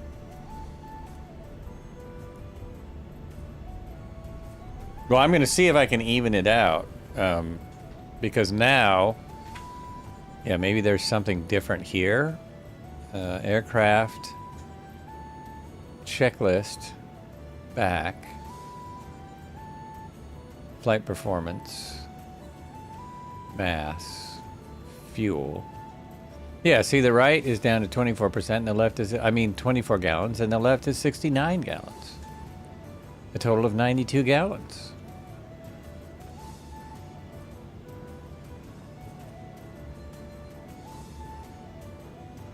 Oh, on the other, this iPad. Check this iPad and check fuel flow. Which is where? Engine repair, payload options. Payload? Is that where it is? See, look at this.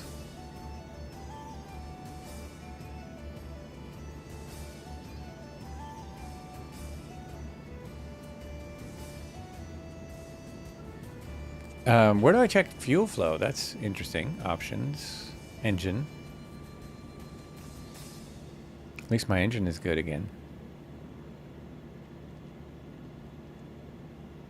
I don't see a fuel flow option. But it's definitely uneven. That seems weird. I wonder if it's a bug. Did I find a bug? I might have. It's not impossible. It wouldn't be the first time. It's a new aircraft. Oh, you thought this would have it here. Yeah, it doesn't actually say that. That would make sense to me too. Absolutely would make sense. Oh my gosh, the whole team's waiting. Be right there, folks. I'm looking for the fuel flow because the right tank has used up most of its fuel and the left tank has not used up anything. So I was looking for fuel flow to see if it said there. Fuel flow meter is next to tank gauges.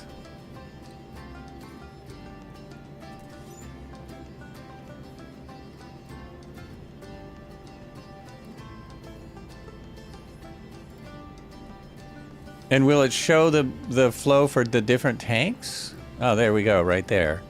So that just tells me the all-around flow. I was wondering if there was something that is saying, see, why is the right tank way down?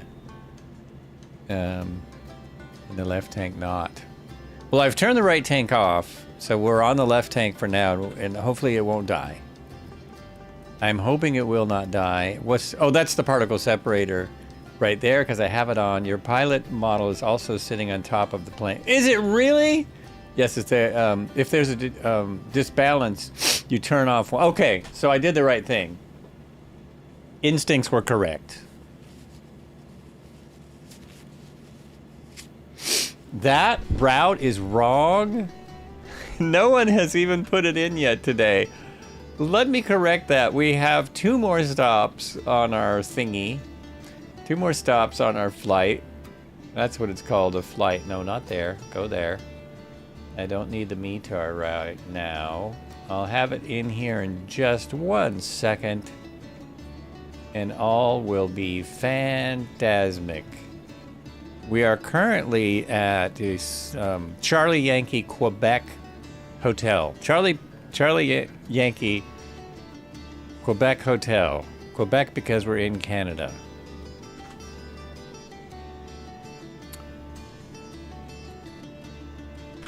There we go. So that is updated. Decline all cookies. Thank you very much.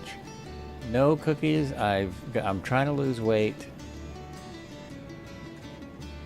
And if people do want to know, if people come in and they have no idea what this amazing plane is, we will put that under plane as well. There we go. Save that. Now we've got it all caught up. If it worked. For some reason I keep hitting my cap locks.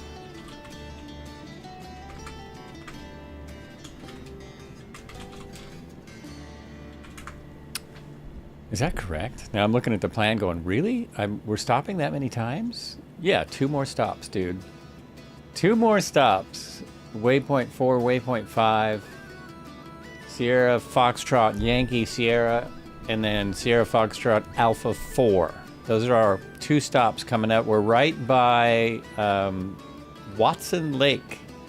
Watson Lake. It's actually a gorgeous airport right here. But I can't see it. There's a lake just out there. Can't see. No. Oh, is that the lake? Is it frozen? No, those are trees. Okay, here we go. Prop full forward. Release the brakes. Make sure not to get into the red too much. It doesn't like it. It does not like. There we go. It's just going to take off on its own because I have all of my flaps in. So let's bring those flaps up. There we go. Woohoo!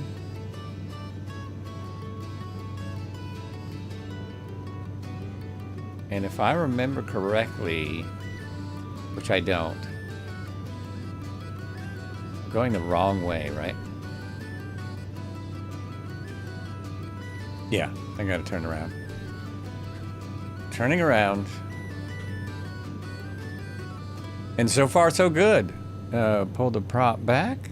Prop back. It's the main thing. So that I don't get another chip warning. And so that my engine does not. So I should change the particle separator or take that off when I get into clear air. When is that going to be, I wonder? When will that happen? That clear air thing. That must be the 97. Soon to be the 1. As soon as we get into Northwest Territory, which is very soon, that turns into the 1. So that means we're within 1,000 feet of our... Oh, we passed it. We already blew past our altitude. Okay. Well, it's not on anyway. We'll just put this at 4,000. There we go. Plug that. We'll turn that on. Perfect. And this is working now. Hit that. Well, sometime after takeoff, you don't think there will be dust and dirt. I don't trust this area. I don't trust anywhere around here to not have dust and dirt. It's all dirty. Why am I descending? Did I not turn altitude on? No, it is. It's on. Oh, I see. My vertical speed was in. And, wait a minute now. That was a loud click. A loud sound glitch. I still get them, but way less often. Way less often. They're almost not there.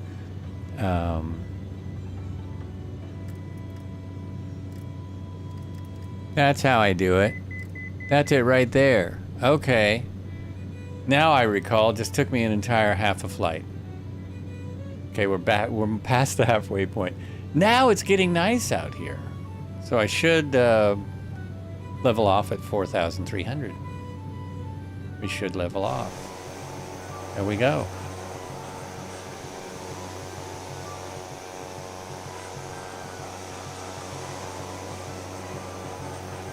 See what's going on here. Is everyone gone? They went. There they are. Few people have departed. Left the building. Bunkfoss says, the Black Square tablet will show you the condition of the air. Oh, will it really? It shows you the condition of the air. Where does it show that? In here? Like, this is orange. Okay, but I'm getting there. I'm assuming those beeps mean that I'm getting close to my altitude. That's my assumption. Now I'm on 100%. The engine condition is good. Where is it? It must be here that it shows the condition of the air. This is blue coming in. I assume that's good.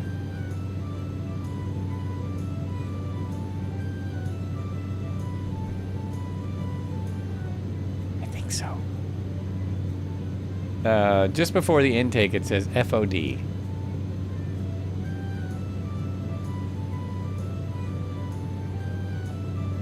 0%. So that's my particles coming in are 0, so I can turn this off. Put that back to normal. And it tells you the type also. So if I knew that before, I could have checked to see if that was my problem, if that's what was going on. Now I get it. Some folks are following the wrong highway. Must be this guy. Oh, yeah! That's why those labels are all over there. Come on, Cody, let's take a hard left. A hard Leroy. I'll get it together. And it'll give me more power. That's what I need. You know that's what I need. More power. I'm past where I should be. I'm past the cruise regulations. I need to come back. Definitely there. Okay. More power! That makes sense. Because you're getting a cleaner airflow with it in normal position. It's restricting a little bit of air when you pull it out. Right? I think that's correct. Now I can firewall it all day long. Oh, I was going to look to see if I can turn everything off, and so I can go fast. Just a little more torque. Keep the prop back. And I should be okay. Prop RPM, about there. About there, I should be all right.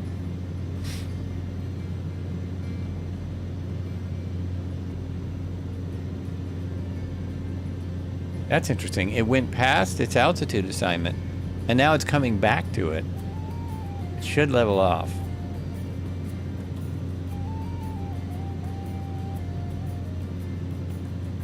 All right. All righty. Whew. Settling in. Settling in. Ooh, look at that. That's super nice.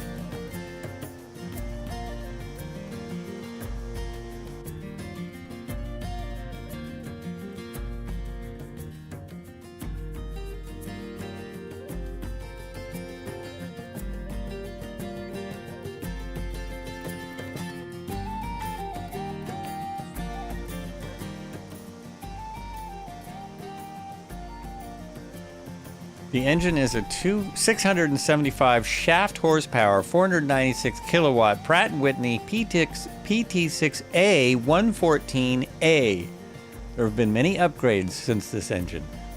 It is a 3-blade Macaulay constant speed, full feathering, reversible aluminum, hydraulically actuated 106-inch propeller, feathered blade angle of 88 degrees, low pitch blade angle of 15.6 degrees, and a maximum reverse blade angle of minus 15 degrees.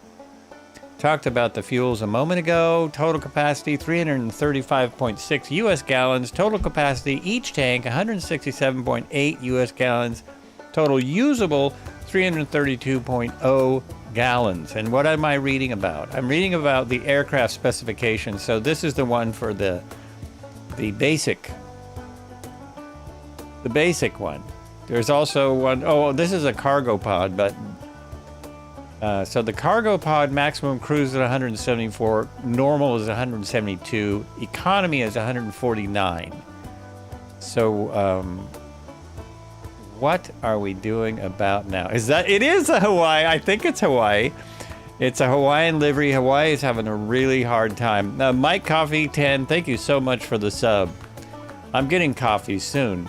Thank you. Taxiing this beast is hard, but real fun to fly. And hello from Vancouver, Canada. Good stream, I see. Ah, thank you so much. Welcome. Welcome in. Cheers. From Vancouver, I'm just down the road from you. I'm just about 790 miles down south. Oh, that did a weird thing. That wasn't the aircraft's fault. That was just a weird thing. I hardly ever have that happen. I'm almost back to the... Oh, it's the 1 now. So that means we have crossed into the Northwest Territories because the highway changes from the 97 to the 1. So just about at, at that lake was just past the territories. Northwest Territories is where we are now. We're going to kind of cross... No, we don't cross the border again. So we are now on the 1. Our next airport is a quick landing to make sure my engine is still good. Pine Lake Airstrip. It might be tricky because I don't know if we'll see it in the snow.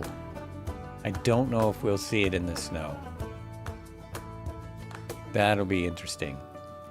Okay, I have 8 liveries. Hopefully the one you have is for 2020. I don't know. Are they different? Oh, the one I have is actually for 2024. This is for 2024. You don't have that? But I do have both versions. So I got the whole package because I'm a streamer and I do really like this airplane. And the Black Square folks are great developers. So that, made me think, I'll just get them all. I will just get them all.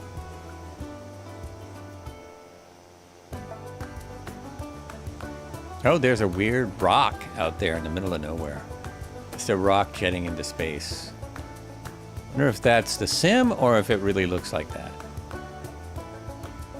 So this was on the cargo pod version, and I thought it was the normal version. It doesn't, I don't know if it tells me, maybe it'll tell me in the pad what I'm flying. I think this will tell us which version I'm in. Probably not. I doubt it. Avionics, da-da-da-da-da, yeah, I doubt it. It doesn't tell you those kind of things. Empty weight, gross curb weight, fuel on board, endurance. It's the one with for the passengers. It's the passenger version with the pod.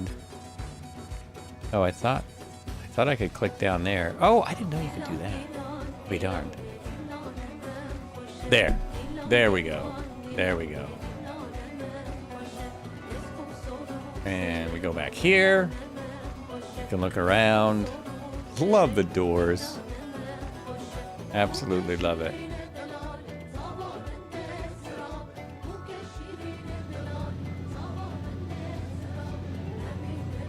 There's probably all kinds of details back here also. Oh, I was going to see if the smoking light is on. It is. Seatbelt lights. seatbelt lights, and I thought I had a no smoking light.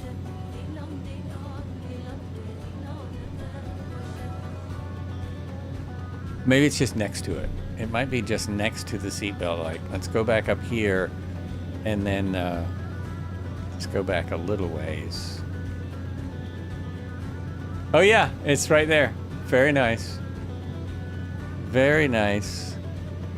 For my test flight. Just testing it out.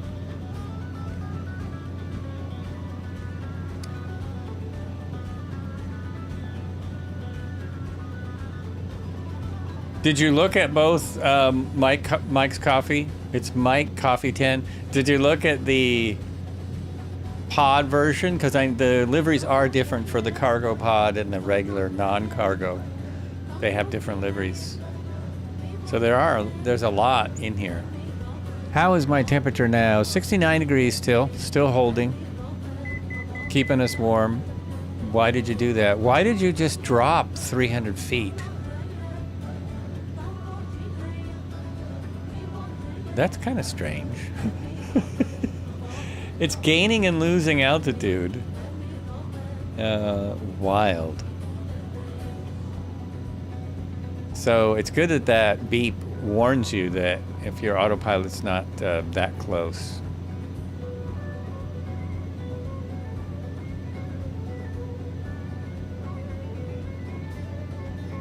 There, it came back. It's just going back and forth. The power still seems fine. Everything in the green.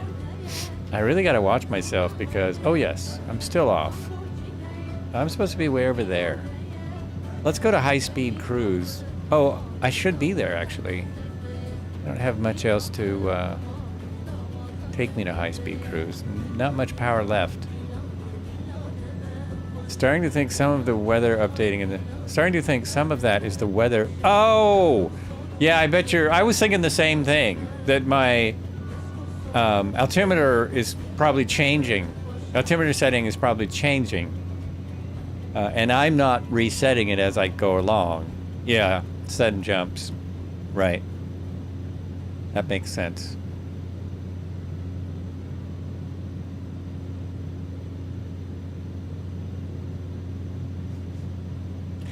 And I'm getting all caught up in how this thing flies and forgetting to navigate.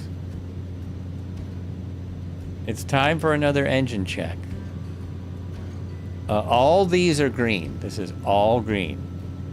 Okay, but still, my engine condition is 94%. What am I doing to... I think they gave me some bad gas. I think that's what it is. They ripped me off at the pump. I'm gonna need more gas. Whoever I got gas from, they weren't friendly. Why is there no weather now? Oh, that's also right there. Oh, that's kind of cool. Repair. Oh, and you can repair. You can just do everything right there. This makes no sense. No sense. Everything should be perfect.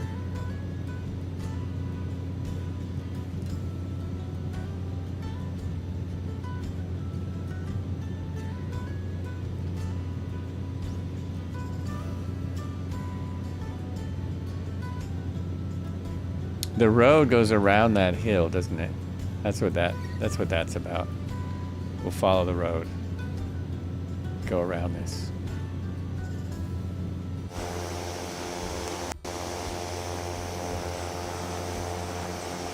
Now I see why I'm not getting the speed that I was getting. You see that right there? See that little lever right there? There we go. Now I'm gonna be a jet. Now I'm gonna kick it into high gear and I should get my 172 knot normal cruise.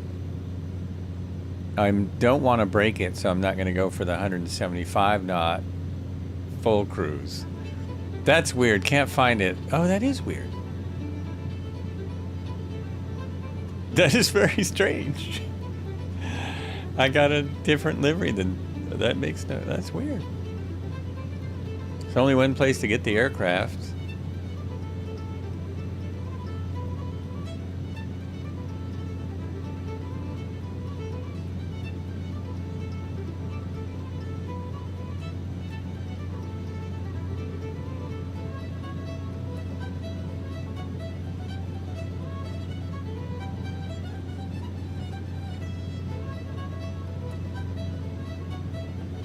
Oh, that might be my road right there. So for those of you just popping in, we're following the Pan American Highway, which goes from the furthest southern point in South America to Prudhoe Bay, Alaska. We are getting closer by the minute. We are now in the Northwest Territories of Canada.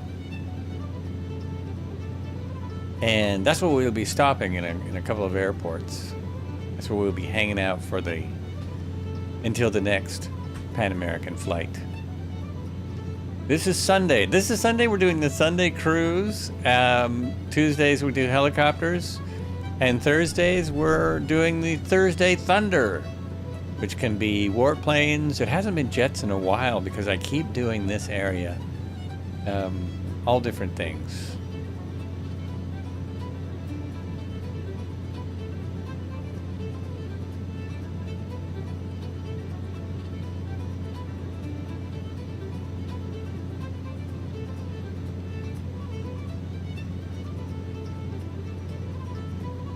Now, do we have any type of VOR at the next airport?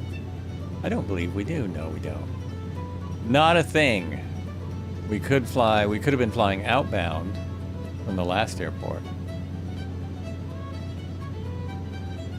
Still relevant.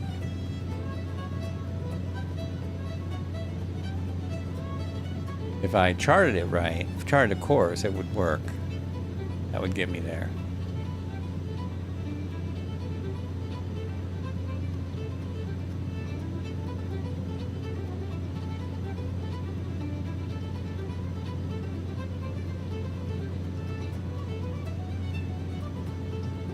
So how about the other folks? How about the other folks in the chat? Do you have this livery? That is just so strange. Mukulele. Or some such.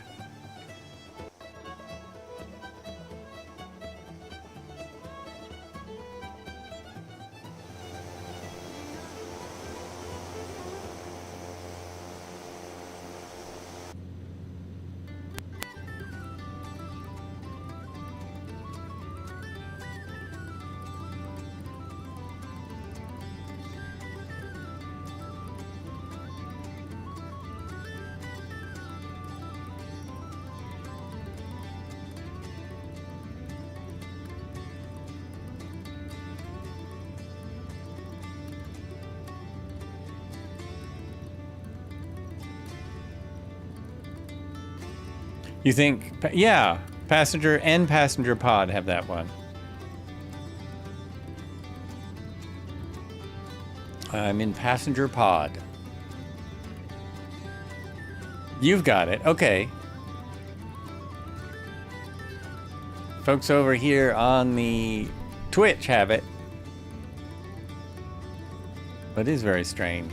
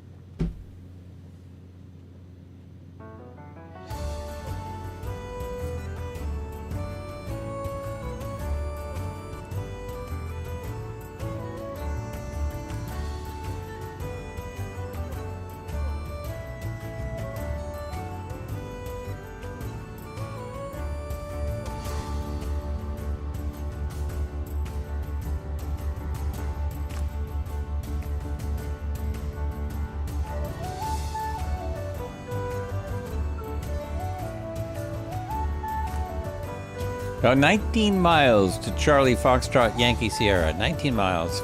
Charlie Foxtrot Yankee Sierra. That is for me. Obviously, many aircraft are closer. Back here in the back because I have my flaps out for hundreds of miles. Well, these 40.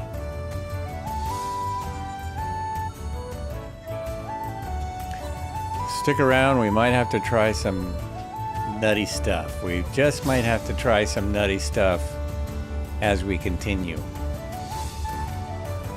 Should we try stalls, spins, off-field landings, loops, rolls?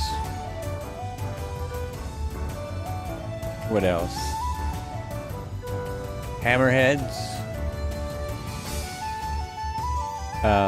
Firewalling. Firewalling I know will kill it. I know that if I firewall this thing, it will kill it. And the rest of what I said was probably covered up by music, so it doesn't matter. Can you turn off the damages, failures? Can you global failure rate is down to there. Schedule show only active. No failures, reset failures, restore defaults. I don't really see a place you can just turn off the realism, which is good. Because why would you spend this money and then want to turn off the realism? But I guess you could just repair your engine more often.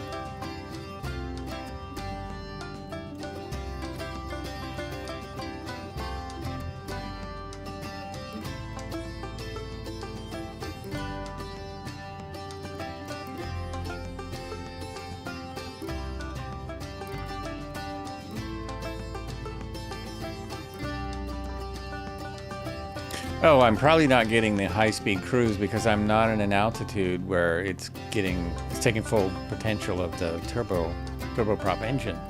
That's probably the deal. High-speed cruise would probably be at altitude. I guess it doesn't tell me that in the manual. It doesn't say where I get 172 knots. Service ceiling is 22,800 feet. And we do have oxygen. Oh, oxygen is up there. There's your oxygen here. Watching my fuel. I think I'm gonna have to put fuel in at the next stop. I don't trust it to make it all the way.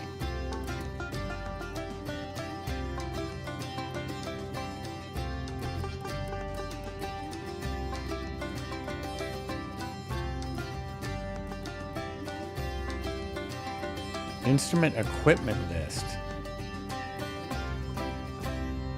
Interesting. Is this like if you were going to buy an aircraft, it's listed all the instruments, avionics, electrical, miscellaneous, 80 plus circuit breakers, multifunction, volt, amp meter, Bendix King, KA51B remote compass, synchroscope, propeller amps indicator, vacuum indicator, oxygen pressure gauge, quartz analog chronometer, Hobbs timer. Install updates and support. Installing the 750-650.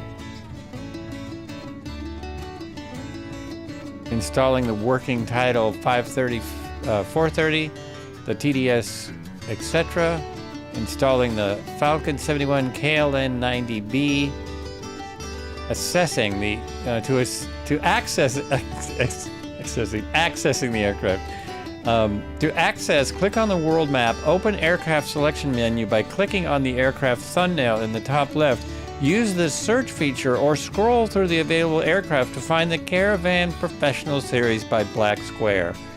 If you're like myself and so many of us, you'll want to use the search feature. The scrolling through the aircraft is getting Oh, it's a switch thing. Oh, you found it. It's a switch thing. The instrument equipment list is often coded also in SimBrief flight plans. Oh, okay. That's true. Yeah, that makes sense.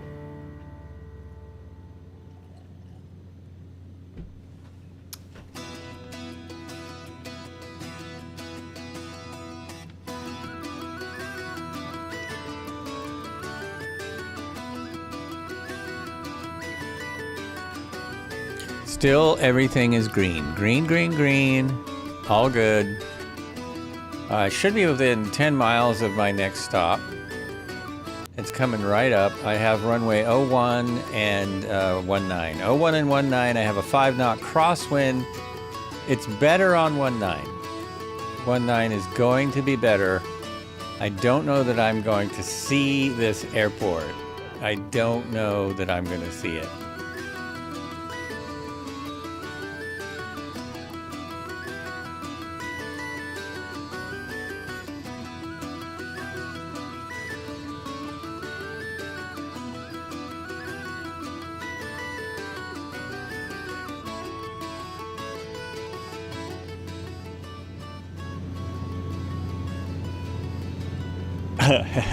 This is that's a lot to read just before I land. Essential equipment requirements, 14 CFR 91.2054, standard VFR flight, following typically required flight instruments, airspeed indicator, altimeter, magnetic direction indicator, engine instruments, tachometer, oil pressure gauge, oil temperature gauge, fuel gauge, manifold pressure, if applicable, safety equipment, seat belts, anti-collision lights, navigation and communications. Where'd I go? Flight instrument, airspeed, oil temperature, safety equipment, seatbelt, navigation, communication, radios, navigation systems based on route.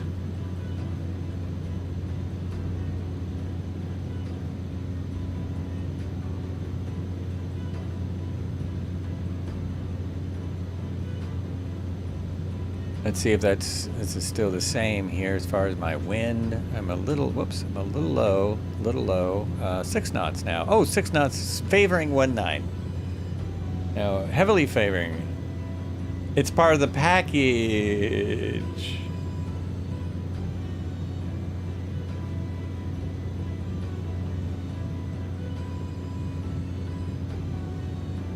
For airliners and IFR, it's oh yes, it is. Yeah, it is. I'm surprised there's that much required for VFR flight, honestly. I don't know if that's changed since my flying days or if it just sounds like a lot more than it is. I mean, that's really not that many instruments if you break it down. Okay, autopilot off and slowing down. There's my runway. Coming in very close because there's a mountain over here. So we're doing a modified downwind.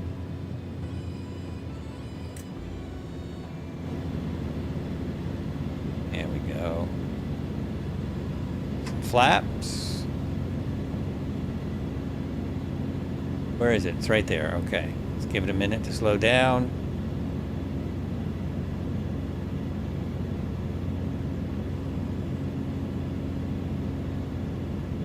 Yeah, I do buy the far aim every few years. It's been a while. Last time I bought it, I bought a digital version. I was kind of thinking about getting current. Or just using it for flight simming. I haven't used it much. Ooh, my coffee! Oh, perfect. Thank you. Thank you, thank you, thank you. Where's the runway? There it is. Like I was saying, I can't see a thing. I cannot see the runway at all. It's invisible. Which I expected. I fully expected this.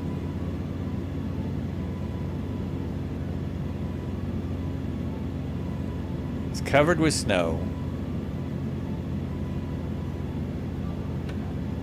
Flaps are all in.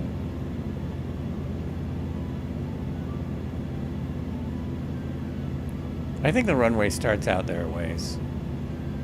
I think it starts down here a ways, but there's just no way to tell at all. Is that a bush or a vehicle? That's a vehicle. Okay, how we doing? There we go. Nice hard packed snow. And there we are. Look at that reverse thrust. Look at that. Wouldn't want to brake too hard because we don't want to slide off the road. It's going to stretch my back and we'll be on our way. Little back stretch, little coffee. Who thinks I should put gas in? No fair. 24 has invisible airports. Oh no, it's not invisible. It's covered in snow. It is completely covered in snow. If I change the weather, which is pretty easy to do, I'll just go there. And in a second, there should be an airport here. It's also a grass field. We're on the grass, so it's just a little difficult to see. But obviously there's a road right by the runway. That's just silly. Okay, we'll clear it up even more as this takes seconds. It only takes seconds to go. Clear skies. Oh no, that won't work. The snow's going to stay there. Snow's going to stay there even on clear skies because of the type of year or something. Everyone's getting right on the runway. There's actually this long grass runway by long grass runway by the lake. I know what I can do. I can make it a different day as well. I'll make it June. There it is. It looks a little strange, but that is the runway.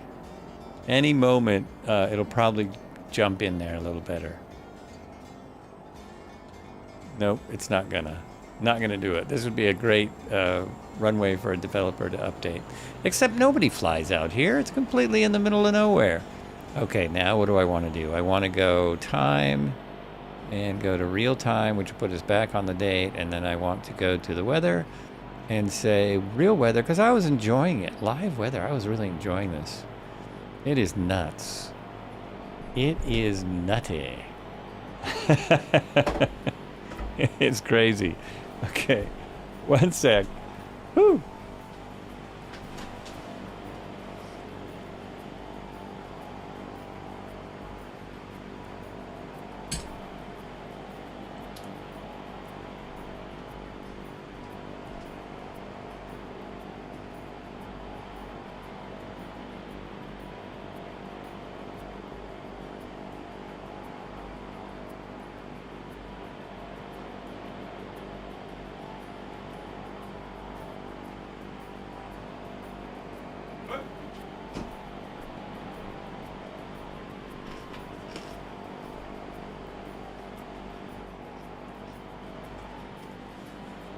All right, coffee on board.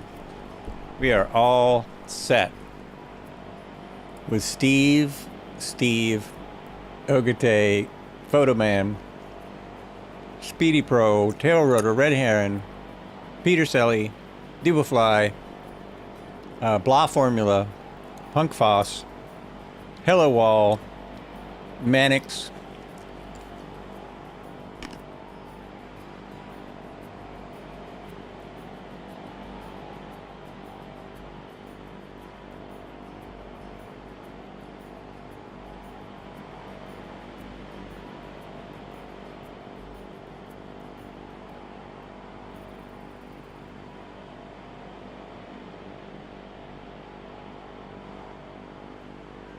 So here we are right over here, and we're following the road, so it's not that far. I'm going to need gas, by the way. Nobody answered if they wanted me to try it with that. I'm going to need more gas. The legs here are just to keep us on the one, and we'll be following this. Is that a river or a lake? That looks like a lake. It's a Teslan lake. It's a lake. Following that lake for a ways, and then last 45, straight shot there. Shouldn't take too long. It's 339 total. So I did take a bit of a stretch. I guess because I didn't stream on Thursday. Whoops. I guess because I didn't stream on Thursday. I thought I should stream more, some crazy thing. I'll bring the flaps in that much, and I think I have enough room. Oh, but what did I just say? I just said I needed more fuel, but did I put fuel in? No. Found an extended list. Also includes examples for these interested in the equipment theme. Oh, there you go. Nice. So let's go ahead and put the half a load of fuel in again. And oh, the props in beta. That's why it's making all that noise. I might have broke something now. I might get the chip thing when I take off because I had it sitting here in beta. And I want this on. I want that on. My brakes are off, I guess. And we're ready to go. On this strange airport. Did it just die? No.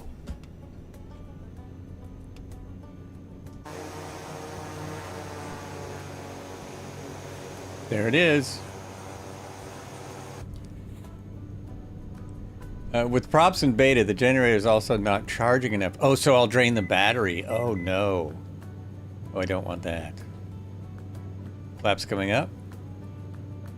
Hopefully we will get the battery charged back up where it needs to be. Pulling back on the throttle a little bit so we don't overdo it. Let's get it out of the red. And our road should be right here. There it is. Right there. Unless I start following the wrong road again. Let's not do that. Let's not follow the wrong road again. Oh, that's it. I'm right. It goes a little bit south. Right, we're going to follow the flight plan just here. As it's still a little ways. We still have a little ways to go. So we'll follow the magenta line for just a moment.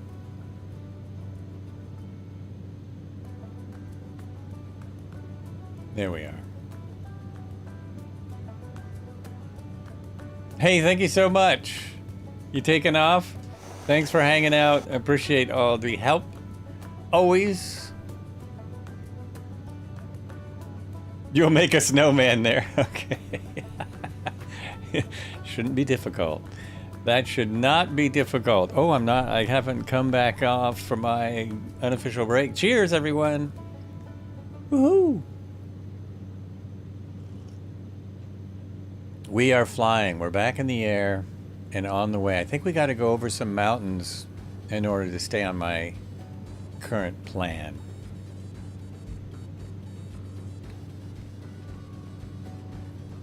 Let me just see what's going on here. Oh yeah, we got to go over some mountains, but that's okay. We can do that. We haven't gotten any altitude today. Hardly at all. So I'm thinking 7,000 ought to do it.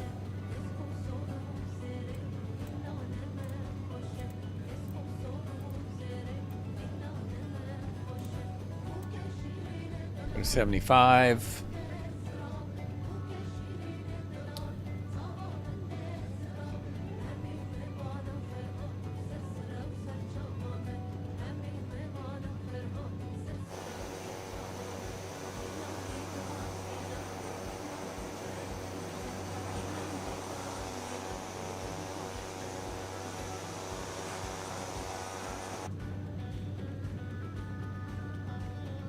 Just going right over the center of that mountain. Silly.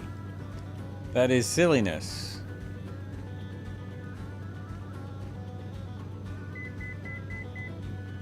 Oh, I'm at my altitude and I'm not sure that's high enough. Yeah, it should be.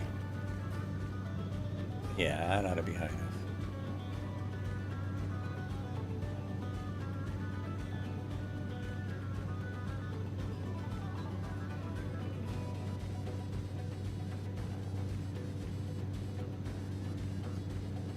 Oops. Why are you not? Okay. Whew. I think I got it. Don't hit the mountain. Don't hit the mountain. Don't hit the mountain. Come on. Oh, just. Yep. Just in time. There we go. Perfect.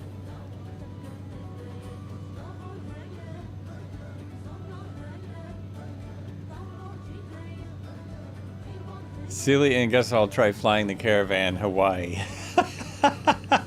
So you did find it. You did find it.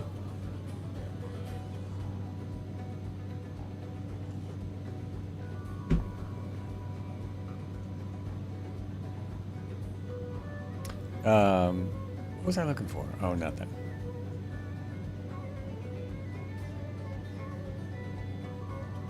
Those mountains are definitely higher than 7,000. That's not Not enough altitude. Banana domo jiggle jiggle, big falls, kadakaverlo wiggle There's wiggle. the banana Punto, jiggle jiggle. Mitumawa na dribble dribble. Kono, lunggos en mi fiat, kalaktaverlo piag.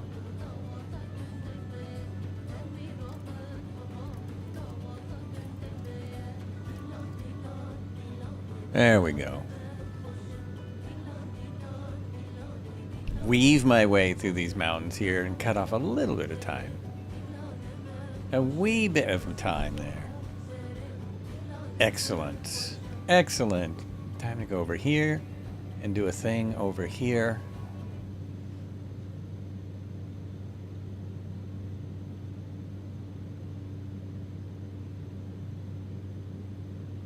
Oh, I'm in the Hawaiian livery. Let me play this set list then.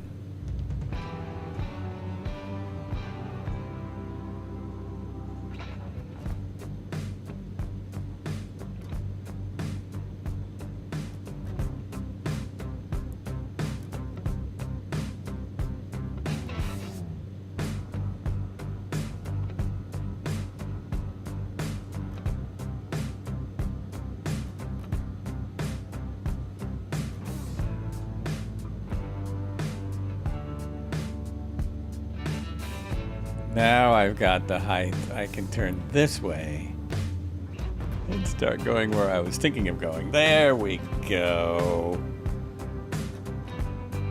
Particle separator can go back in, pick up some speed. Our flaps are up all the way. We are at the maximum power. Our prop is at maximum. We need to pull that back so we don't get a chip warning. And we need to pull the power back just a little bit. Just a little bit as we continue to climb. There we go. We're good. We are good.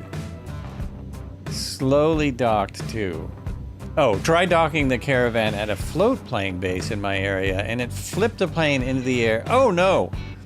Docking in the amphibs is difficult. It's difficult. There's been a few in 2020, or maybe one, had a way for you to move the plane around like you were paddling. But most of them don't. Most of them don't have a good way to move it around. You kind of have to kill the engine and float to the dock. But yeah, I didn't know it would flip you up in the air if you hit the dock. That dock is a very solid dock. My free beaver, no problem. Oh, really? You have no problem docking in the beaver? Ah, that's bizarre.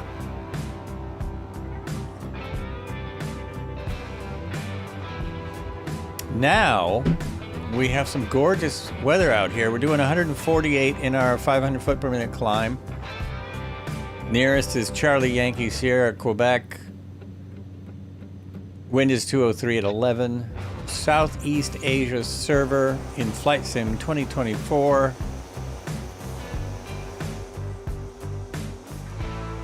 Got a nice group of folks out here flying with us. Some of them are even in a caravan. Others are in the caravan competition in the real world. Much better short field aircraft, I think, than the Caravan, which is the Kodiak. Now they have a bigger one too. I think it's a 950. The Kodiak has is it a 950? There's a newer one that's huge. Not too worried. Still happy you got the full meal deal. There you go. Oh, if you got the full meal deal, you should definitely have this livery, because that's what I did. I got everything. But are you in 2020? Do they have different liveries for the different things? Different liveries for different sims? I've never even known that to be. I'm not that invested in liveries anyway. It doesn't matter that much to me. It's like, whatever. Whatever. It's a plane. I'm mostly going to be here. Most of the time I'm going to be here. We go outside when I'm streaming, it makes it more interesting, right? A little bit more interesting. Now, of course, I'm not very vested in liveries until someone makes a Flights with Joel livery, and then it's the coolest thing since sliced bread. then there's nothing better.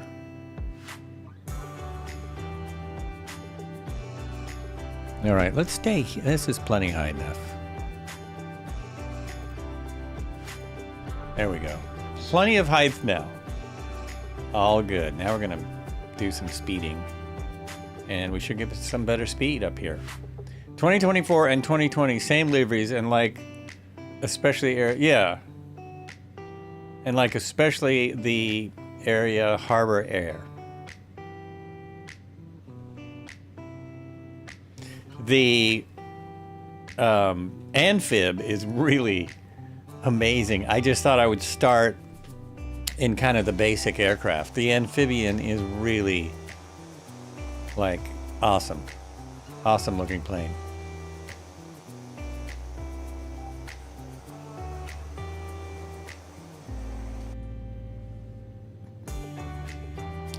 Got 160, 155. I feel like there's something slowing me down still. No, my flaps are up. My gear's still out. What is my true ground? My ground speed is 172 ground speed. Okay. I'm at the economy cruise speed right now. Right here, right now. That's it. We are moving. I can just go back in the back and relax.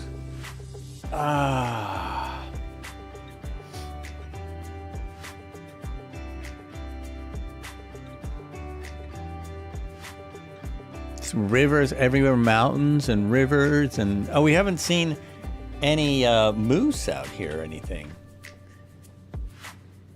We're in the Northwest Territories. We should have seen some moose and what else? What else is out here, folks?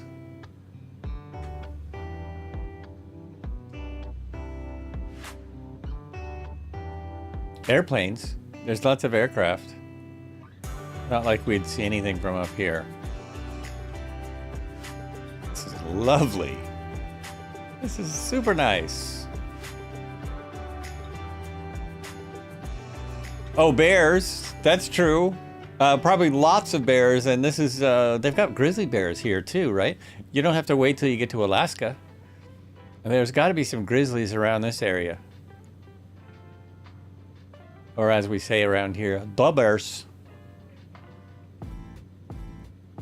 24 has animals. It does. Kenmore Air Seattle. Now, I didn't see the Kenmore Air in this package. All of the Microsoft stuff has Kenmore Air.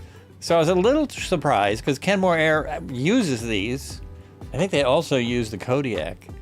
But they do use these, yeah. By now, I'm sure there's livery makers all over FlightSim.2 that have made many. When I have $4,000 Canadian, I'll get a PC for 24. Yeah, it's ridiculous. It's ridiculous. I built this one 2 years ago now. No, it's not even that old.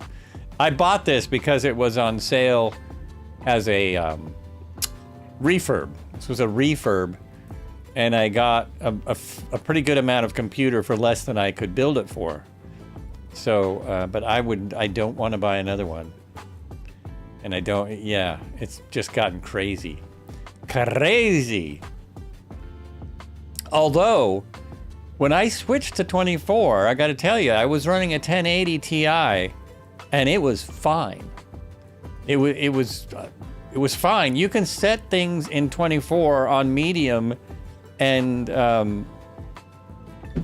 just a couple of things on ultra, and get pretty good as long as you're not flying into big airports with tube liners. Then you're going to be fine.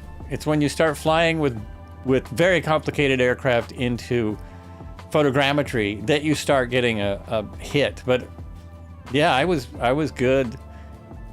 I have to get better than 30 to fly a helicopter smoothly, and I was always getting that on a 1080.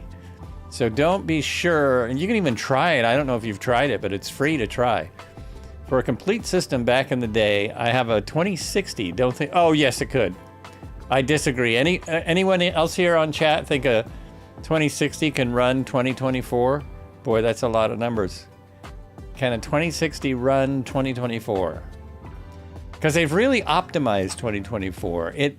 On my system, it runs better, always ran better than 2020.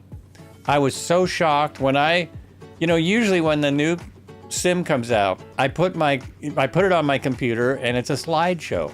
Not true with this. It ran from not quite day one because I couldn't get it, but from day 10, you ran it on a 1660. There you go. I ran it on a 1080 Ti, which is less than a 2060, I think.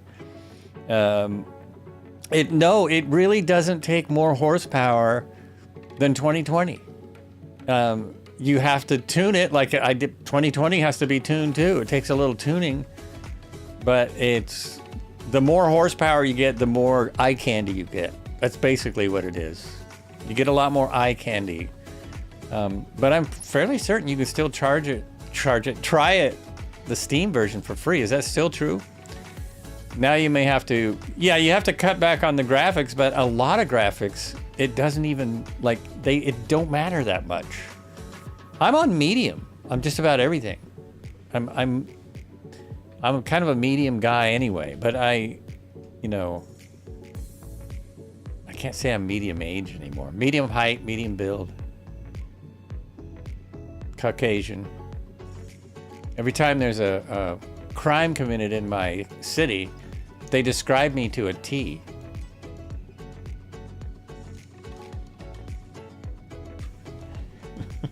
It's not me. I didn't do it. When 24, no CTD, I'll get it and then make my change. Yeah, you can try it out first. Don't start going out and buying everything, but also most of the 2020 things run on 2024. I'm running a lot of 2020 aircraft and helicopters on 2024, and for the most part, they work. Try to debate if I should fly the Comanche into JFK on VATSIM. Absolutely. Or do you mean because of the performance hit? You might get a little bit of a, yeah. That's where things get a little problematic. But I was just going to look at my, I was just going to real quick look at my settings, which I rarely do because I don't like to, everybody's different. But yeah, look, most things are on high. I could probably turn these things to medium and get almost as good. Only my clouds and texture resolution, because I like to fly close to the ground. But these could even be turned down and it would still look pretty decent. What's on low? Oh, airport service vehicles, yeah. Your traffic has to be on high if you're going to fly in groups like this, but otherwise it does not, which is a big one. You can turn a lot of traffic off. Now we'll see if this plane will keep flying after I went out. After I went out there and came back. Sometimes it screws things up. So you've always run everything. Yeah, I know. We know, Marco. You have to tell us every time. Congratulations. But the more simfluencers on YouTube I see, I'm seeing more and more people say the graphics set from ultra to medium barely makes a difference, or ultra to high, and it couldn't have a performance impact. Plus, SU5 is supposed to be even smoother and better. Yanni Vision, finally home listening to your stream today, made Sunday work bearable. Oh, you're so welcome. So welcome. We're in the Northwest Territories now. And I'm cruising. I'm cruising along. That is awesome to hear that I can just make people have a better day.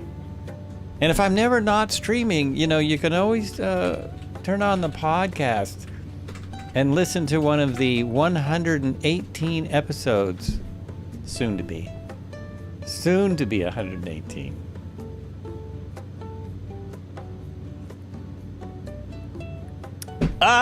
Three different people asked you today about what radio station I do have a podcast. I do.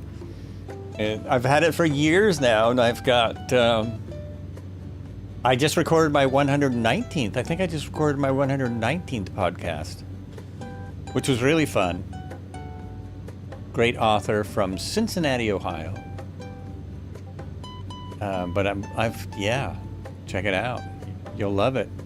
Subscribe, tell a friend. It's available on the YouTube channel also, but anywhere you get podcasts. I think that link takes you to the main site, which tells you, yeah, I think so, which allows more pictures. Every different podcast site has a different rule about what artwork you can put on there. Nice, thank you.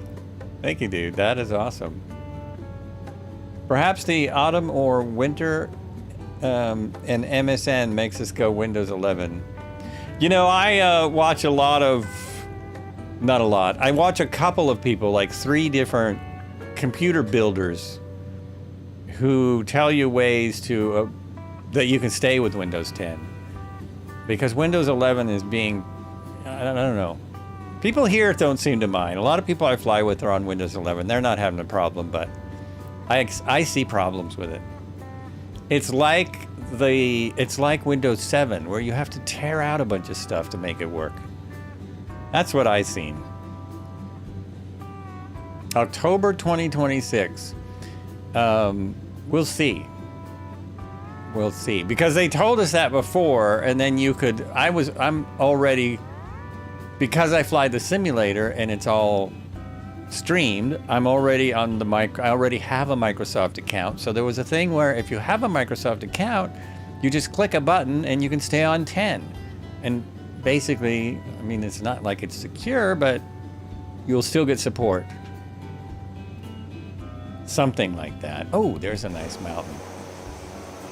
There's another one of those rocks just jetting up out of nowhere.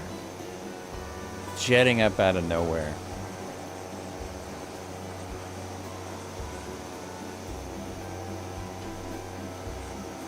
It might, I wonder if you'll need Windows 11 to run DLSS 5. DSLL. Whatever it is. 7 extra painful XP were terrible, LOA. 7, yeah, XP were, yeah. And 10 is the one that kind of got better. 10 is the one that really was an upgrade. 11 is, I'm just going to say it. 11 is for spying on you. 11 is for pulling your information and selling it to everyone. That's what that's about. Although it does, yeah, it does have some useful stuff, I guess. Truck and Train. It's funny watching 2 Canadian streams right now, and I'm in the US. You all are taking over Twitch. Well, I'm not Canadian. We're just in Canada. I'm not actually Canadian. I don't know. Will they let me in? We have 2 phones in Canada, and right now someone is using it. Oh, say, let me get that again. Let me try that again. We have 2 phones in Canada, and right now someone is using it. Oh, wait, I thought you were Canadian. Did you? Isn't it obvious I'm not Canadian because of my... No, I don't know. How could you tell if someone's Canadian? If I was Canadian, I would have a Scottish accent like Mike Myers. Wait, that's... No, because they blend in. I saw him fly over Edmonton and I spit.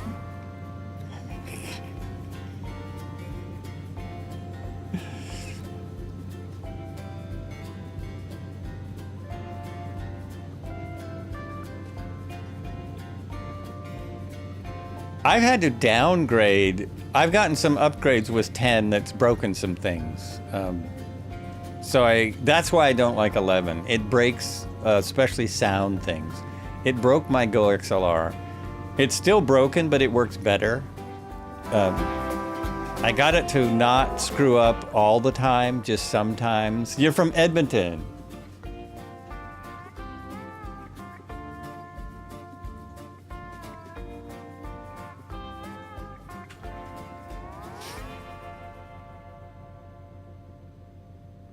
I'm from Oregon. Little state no one's really heard of. They've heard of Portland and it's all lies, let me tell you. Except that Portlandia, Portlandia's real. That series is really old now, but a lot of that stuff is pretty spot on, I have to say. Utah! Utah's beautiful. Beautiful area. I have driven through it mainly, and I got stuck in the airport in Salt Lake City. Literally got stuck there overnight, and it was kind of nice to get stuck overnight. Portlandia is mint, so yeah, it is. Yeah, and that's somebody famous from Portland. That's 100 miles north of here. I'm from the city of the Ducks. Track City, Tracktown, USA. Oregon's nice, especially like Highway 395 in the eastern part. Most people like the 99 West, unless you're actually driving trucks in the real world. It's not a bad airport to get stuck in. Yeah, it was a few years ago when the airline had to give you a hotel and a ride to the hotel, and I think they gave us meals just to be nice. So they gave us an overnight, a Uber to the hotel, and some meal vouchers.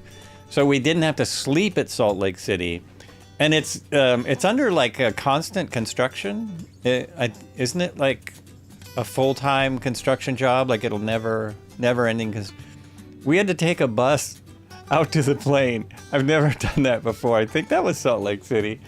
We had to take a bus because the terminal wasn't there. It's mostly done now. Okay, so we had to take this bus, and then we went to Portland last year, and it was the same thing. It wasn't a bus. You just had to walk.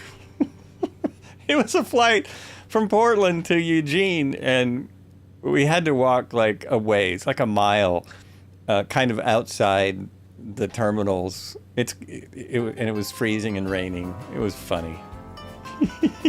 They still have to do that. Your ticket actually says that you'll get to the destination. It just might not be the whole way by plane. Oh yeah, exactly.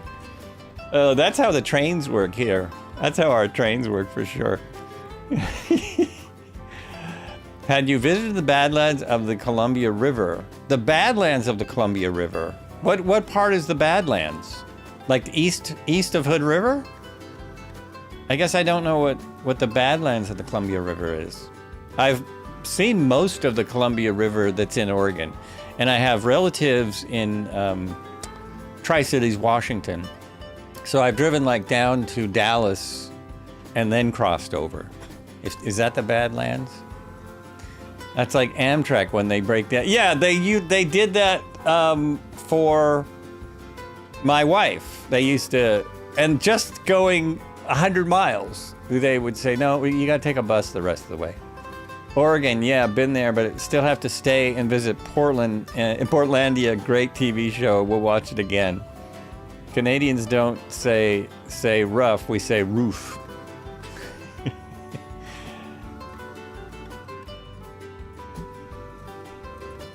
I went to Canada, about 5 years ago to take my niece up to visit her college, and that was nice. My sister lives in Bellingham, so right across the border from Canada.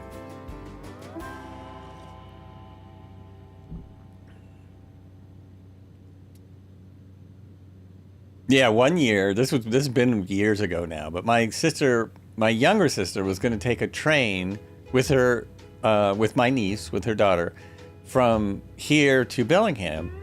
They got to Portland, and the delay was going to be so long, they asked us to pick them up, because we were taking a car. And they got to Portland before us, and they called and said, can you just pick us up? It was already going to be delayed forever, just forever at the first stop. It was pretty hilarious. Like, oh yeah, that was a good idea. Take the Amtrak to Bellingham. Bellingham about an hour away from me. Oh, about an hour south. Yeah. A lot of Canadians shop there, I guess, or used to. Used to be a big shopping spot for Canada. So we're getting, we got another, what am I trying to say? Leg. We have another leg, and then on that leg, I will have to try a few things. We have not done the usual Flight with Joel testing on the aircraft today. Those who have watched know what I'm talking about. Those who watch this show know what I'm talking about. There we go. Ease it back. Do a flip! No, that's it! It's always Marco that plays that. The moment you need a passport to cross the border, the dreams of millions of Canadian shoppers was shattered. I think that's why I updated my passport, was to take my niece to Canada. I've used it in Canada and Mexico. That's the two places I've used it. I do keep it current though. That sucks. We need a passport just to go to Vancouver or Victoria. It's pretty crazy. That was that happened that happened years ago though, didn't it? Didn't that happen in 2001 after World Trade Center? I think that's when they did that. Bellis Fair was the place once, but downtown Bellingham, antique stores and bars and record store. Oh yeah, downtown Bellingham is gorgeous. The passport? I thought it was 9/11, which was 2001, right? Did I say 2020? Yeah, 2001. I think that's what did that. Yeah, I am too. I'm not happy about it. Oh, so I'm gonna start my testing now. Release the autopilot. There we go. Okay, here we are. Marco played the thing, so I got to do it. There we go. Any aircraft should be able to do this. And this one has good flight dynamics, so it's not a big deal. Not a big deal. Oh, but I'm not hearing any. There it goes. It may not have liked it. Did I kill it? Oh, that's an overspeed. That was overspeed warning. Okay. No big deal. All good. All good. Continuing down. Seem to be a lot of these strange jutting rocks, and they all... Okay, I think it's a sim malfunction. Okay, where did everyone go? Oh, it's my turn. Time to turn! Now we'll see if I can descend manually. Even the French judges scored that barrel roll. Well, very nice. The French judges. It's a little bit clumsier than most planes. A Cessna 172 actually does a better barrel roll than that, but it's it's huge. I mean, it's what's the word? It's utilitarian. Definitely not made for that.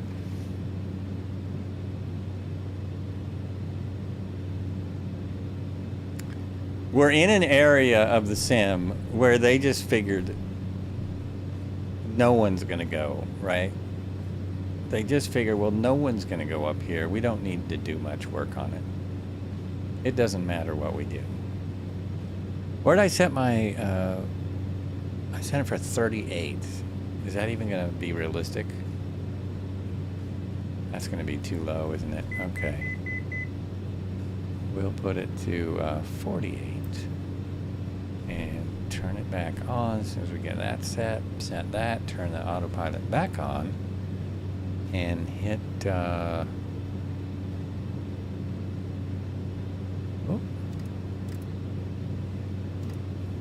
There we go. And then I suppose that's altitude. I think that's altitude that it's telling me about.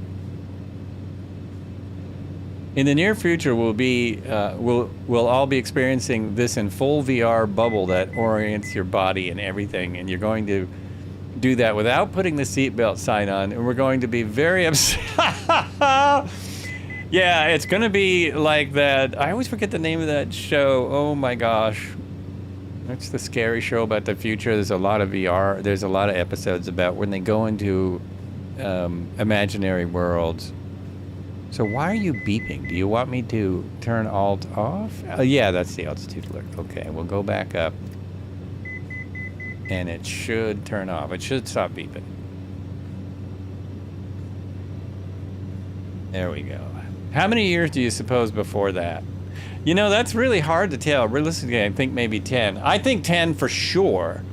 Because things move faster than we realize, I'm still waiting for a pair of glasses that'll do VR. That'll do VR for a sim. There are glasses that do VR, but they're very expensive and they don't do this kind of VR. So I'm still waiting for that. And once we're past that, I think we're gonna get immersive VR where you won't hardly know the difference before very long, maybe before 10 years. It just depends on if people think it's worth it. It may be very expensive at first, right? Maybe insanely expensive in the beginning. Sorry, getting old. They're called channeled scablands. It's the upper part of Columbia River in Washington State. It's a prehistoric area created during the Ice Age. The area had more than 40 massive floods. Also, yes, I've been there. There's a big part of that area called the Painted Hills. The Painted Hills is really what you're talking about. The museum at Painted Hills has so many prehistoric artifacts that they have to give them away to other museums for other museums to study because they have too many. They can't even study them all. Absolutely amazing area. Amazing. Now when you go anywhere, well, almost the entire Columbia Gorge is this way, but once you get east of Hood River, you also have a ton of wind farms. The hills are just covered with wind turbines, which is pretty interesting. And it doesn't even make a dent in the power that they need for the server farms, which is what's ending up out there. We are becoming the server farm state, Oregon, Washington. I don't know why. I think it's because we have big deserts with nothing in them. They figure they can put them out there and use it. You never thought about that. This truck and train dude is living in 2077. Yes. Maybe a flight in the Scablands. It's beautiful out there in the sim. Yeah, we have flown the Columbia. We have flown the entire Columbia, and it's so nice out there. It's really a good one. I could do that on my helicopter flight on Tuesday. I'm always looking for something to do on Tuesday. Now I got to look that up and see what that is. Have you ever heard about those power generating buoys? I have not. You know, the Aaron could teach us a bit about that area. It's pretty incredible. Unfortunately, the Painted Hills aren't painted in the sim. The Painted Hills they literally look like someone has done sand paintings out there. They're all different colors because of those floods. It was basically the glaciers from Montana melted and came down and flooded that valley and created all this. It's basically stopped time a little bit and covered up all these prehistoric animals like giant sloths and saber-toothed tigers and furry mammoths, all that kind of stuff. Yeah, amazing area, amazing. Oh, we're almost there. We are almost there to our last airport. We did a flip.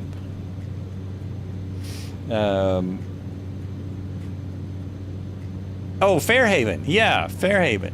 Fairhaven's really nice, and the wharf, what's it called? The bay. They have a river walk on the bay that's super nice. Go there and walk my my sister's dog. She suddenly liked dogs when she got one.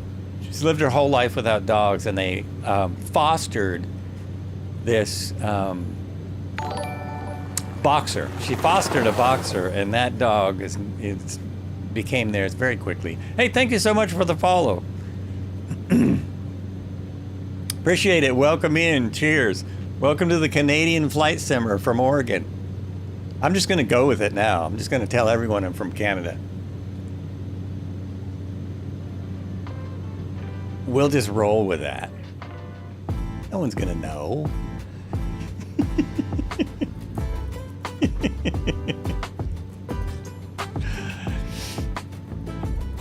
I'm calling it NMC. Let's make it official. You got it. I have a reason to move up there because I do a very specialized thing that no one else can do. Tail Dragger, doing well. I just became a Canadian citizen, unofficially. There's 51 more followers to go until 2,300. Nice, nice. Marco is our statistics person, keeping up well. Over 11,000 miles on the Pan American Highway at the end of this trip when we land at this airport. And 51 followers to go till 2,300 on the Twitch. And what is it? 900? No, I think it's 8,500. No, anyway, quite a few more followers, quite a few more subs on YouTube to get to 1 million. Quite a few more.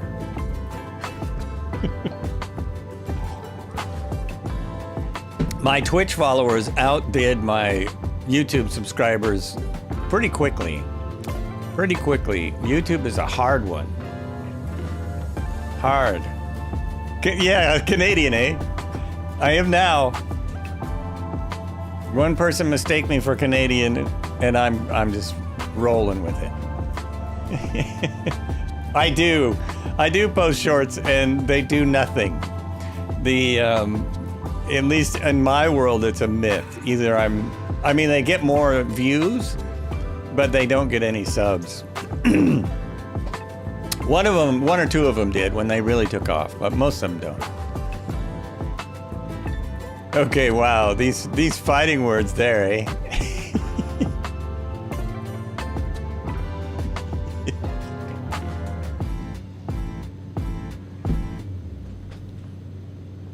What's the Twitch account? Flights with Joel. Well, let me put it right in there. Oh, you know, it's right in the description, but I'll throw it in. 1 second. I'll throw it into the chat. Go to my channel, twitch.tv/flightswithjoel, but let's make it easy Why? Oops. I'm not muted there. Oops. There we go. A little doubly going on. Maple syrup bottles at dawn. Oh, I've got some Canadian maple syrup. My friend, my really good friend who wrote not one but 2 atlases of Yellowstone, went to Banff and came back with some Canadian maple syrup. Yeah, exactly. Oh, I eat 1 thimbleful per year. 1 thimble per year. And I love it.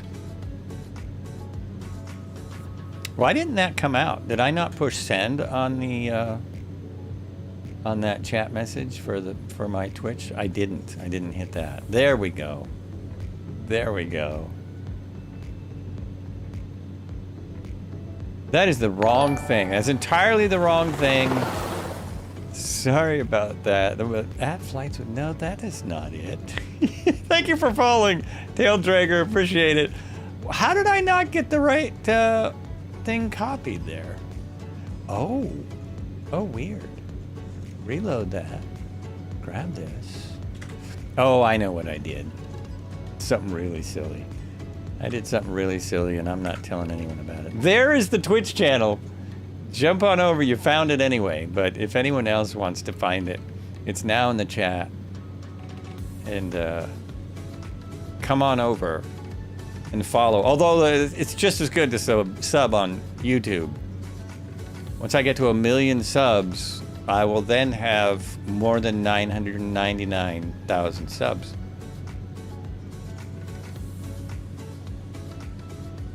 True story.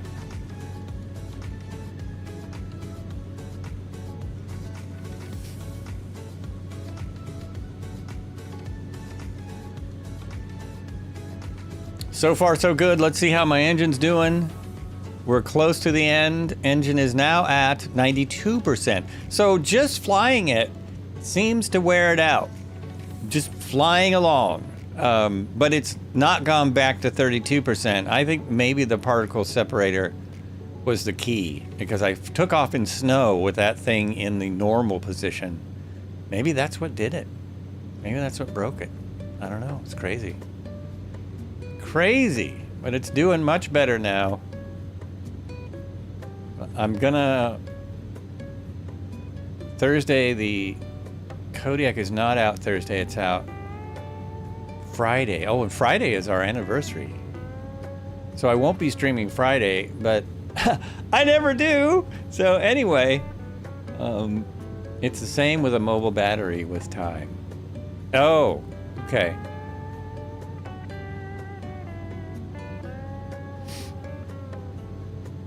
Yeah, that would be great. Thank you very much.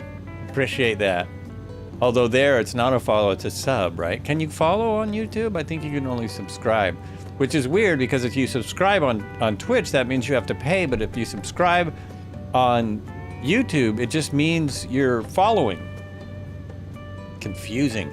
Imagine if I started streaming on TikTok and what's the new one? Eric Flight streams on a third one now. It's what's it called? You can dual stream. You can go there. Oh, this is my server.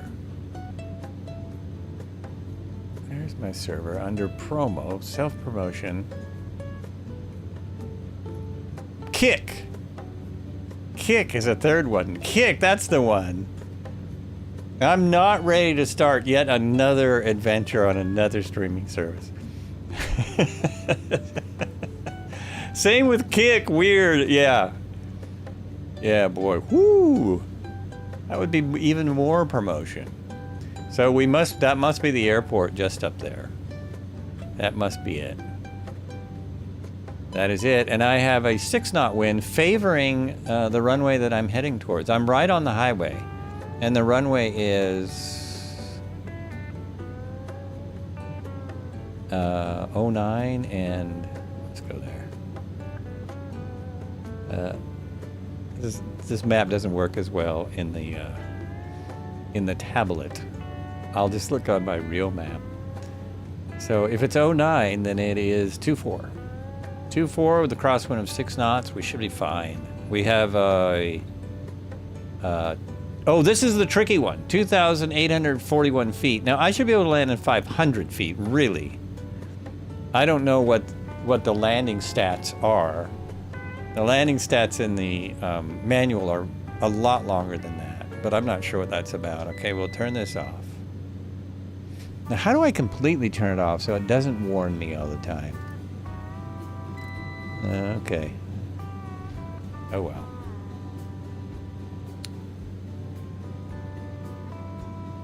There's a mountain in the way. You have to go around this mountain right here, and then approach.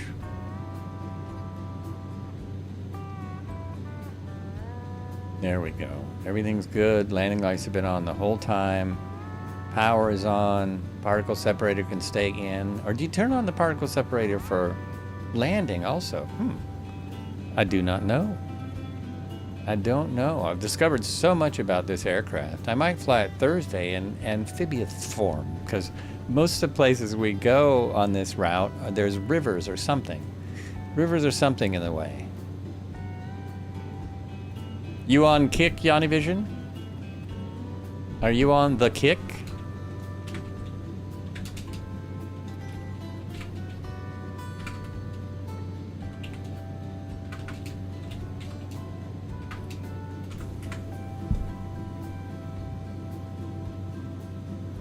Okay, I gotta concentrate here. I gotta figure this one out. I'm way fast and way high, so we'll just turn out here. Oh no, sir, I think you need a gun to stream on Kick. Just Twitch and YouTube. And I did YouTube videos forever. That's where I started. So I just started dual streaming on YouTube like a few months ago. But I have a lot of videos now that I dual stream on there. Okay, let's put some of that in. Slow it on down. You're so welcome. You're so welcome. Check out Yanni Vision on the Twitch and on YouTube. Really awesome vibe. Dude's got a vibe. Although after streaming a few platforms, I did make some money on Kick. I was streaming different content. Oh, interesting. Interesting. And that's how it is for me with Twitch. I've made, you know, I've occasionally bought a plane with the money from Twitch and never made more than a few pennies on YouTube. I haven't made enough for them to pay me because there's a minimum and stuff. So I haven't made the minimum. Way off here. This is a short runway, dude. I may have to go around. Oh, I've got reverse thrust. I can do it. I can do it. I wish I had a quick way to close that dashboard, but oh well. I'll make it. I'm making it. I'm good.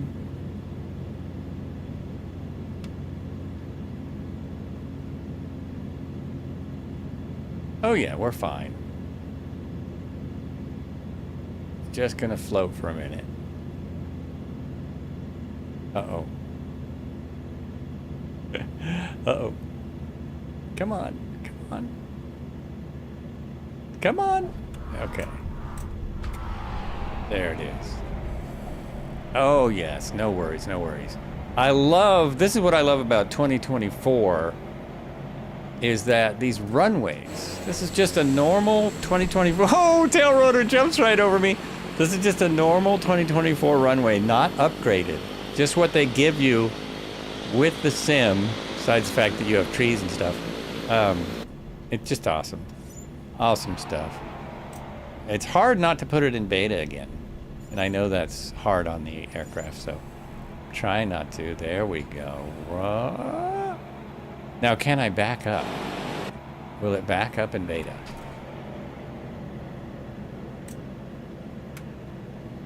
Oh, it won't go into beta now. Oh, yeah, it will. Nope, it won't. That's it.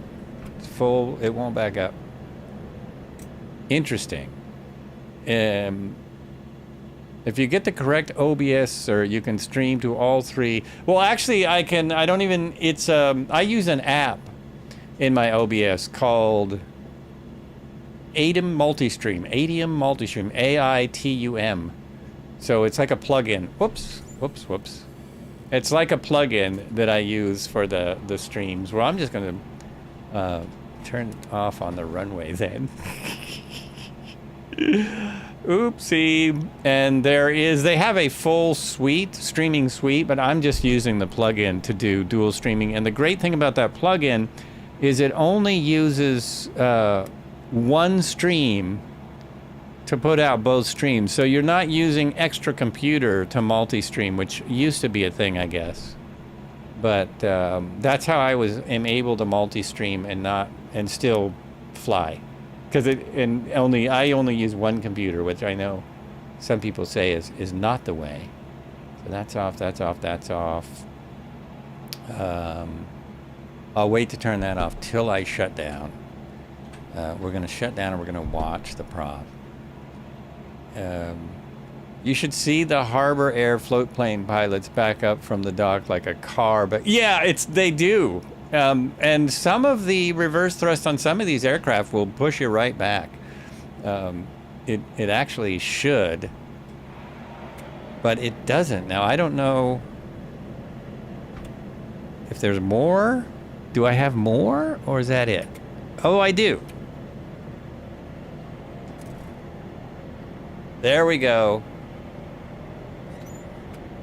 Ah, wait a minute. Why are you turning? I didn't tell you to turn. Okay. Interesting. So that's all the way back with my throttle, but I need that to move back more. Why are you going that way? There it is.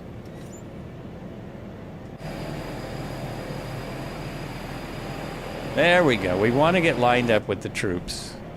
We want to do this right. And then you take it back out of beta and flaps up.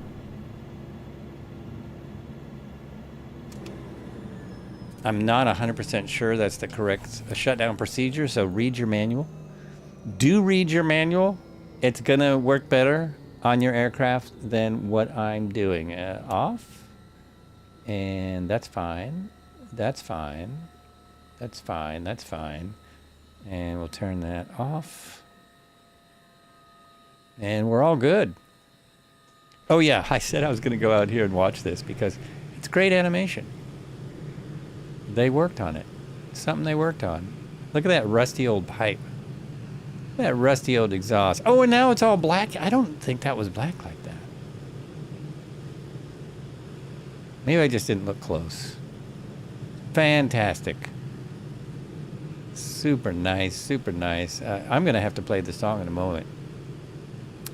Put in beta and with my mouse push more down. Yes. Yes, I put in the beta. My throttle puts it in beta. Like that's my throttle all the way back. So it's already in beta. And then I grabbed it with the mouse and yanked it. And that put it in full beta. So I actually have a button for that too. If I have beta programmed for other aircraft. Let's see if it works. It does. So I can push my button, my toggle beta or toggle reverse prop is what that is. And then toggle it back. So I can use that next time.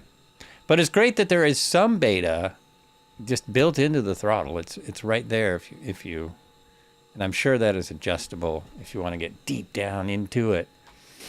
Yeah, it's pretty nice. It's freaking pretty nice. It's phantasmic. Just checked, and OBS is up to 32.1.0 now. Correct. I just saw that it wanted me to update. I usually wait a little bit because I want to update when I'm not doing anything else and I'm doing other things in case it goes bad. So far, it's been great. Oh, knock on wood. So far, it's been great, but you know, things can happen. So it is that time of the year now, and we will be seeing you guys back on Thursday for...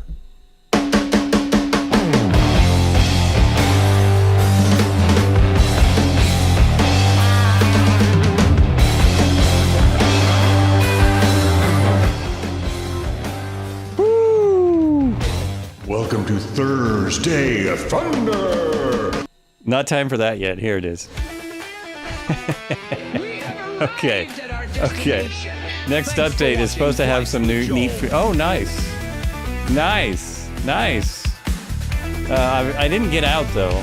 Gotta jump out. Woohoo! Streams ending, we had fun. Lots of joy, oh what a run. With Joe leading, we soared high. Through the clouds, we did fly. Flights with Joel, what a show. Laughter, thrills, and fun did flow. Yeah, all right. Watching, what a ride. Nice. Flights with Joel, see you next time. High fives. You've got to make the high fives work. Got to. Come on, man. What a show. There we go. Laughter, thrills, and fun did flow. Flights for watching, what a ride. Flights with Joel. See Where'd my mix go? See you all next time. Say hello to the next streamer. We will raid some nice person. Hopefully they're nice. It's been hard to find a raid. Take care. Just as soon as I get back to my buttons. There we go. So thanks for watching, what a ride. Hope to see you by our side. Join us next time for adventures new. Joe leading in the sky so blue. Flights with Joel, what a show. Laughter, thrills, and fun did flow. Thanks for watching, what a ride. Flights with Joel, see you next time.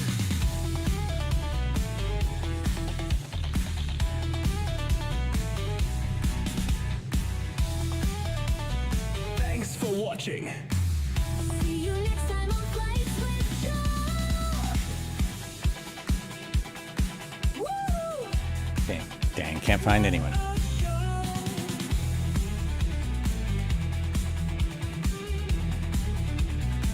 What a show!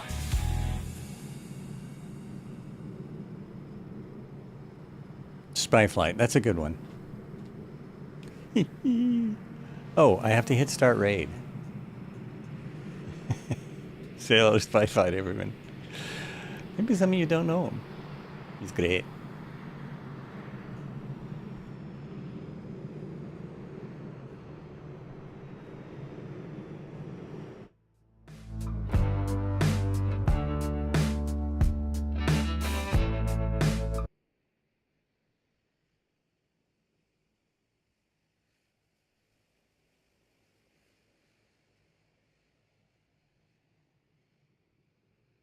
Hey, Mark.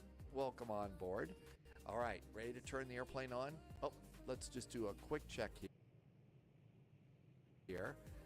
Roll your throttles forward a bit, make sure they work. Off, and they work. Let's go ahead and move the stick forward and backwards, rudder pedals, and check the speed brakes. Hi, Beethoven. Okay, turn this airplane on. The on switch is up here. By the way, if you'd like to see how realistic this airplane is, Loviz found an incredibly cool video from DHL with real pilots flying this real airplane. It was really cool. Hi, Yvonne. Hi, Taylor. Battery 1, battery 2, battery 3. External power and galley for the coffee machine. While we're doing that, we're going to come down and do nav and logo light system number 1. We're going to slide over here and do no smoking to on. We need to come over here and do emergency exit lights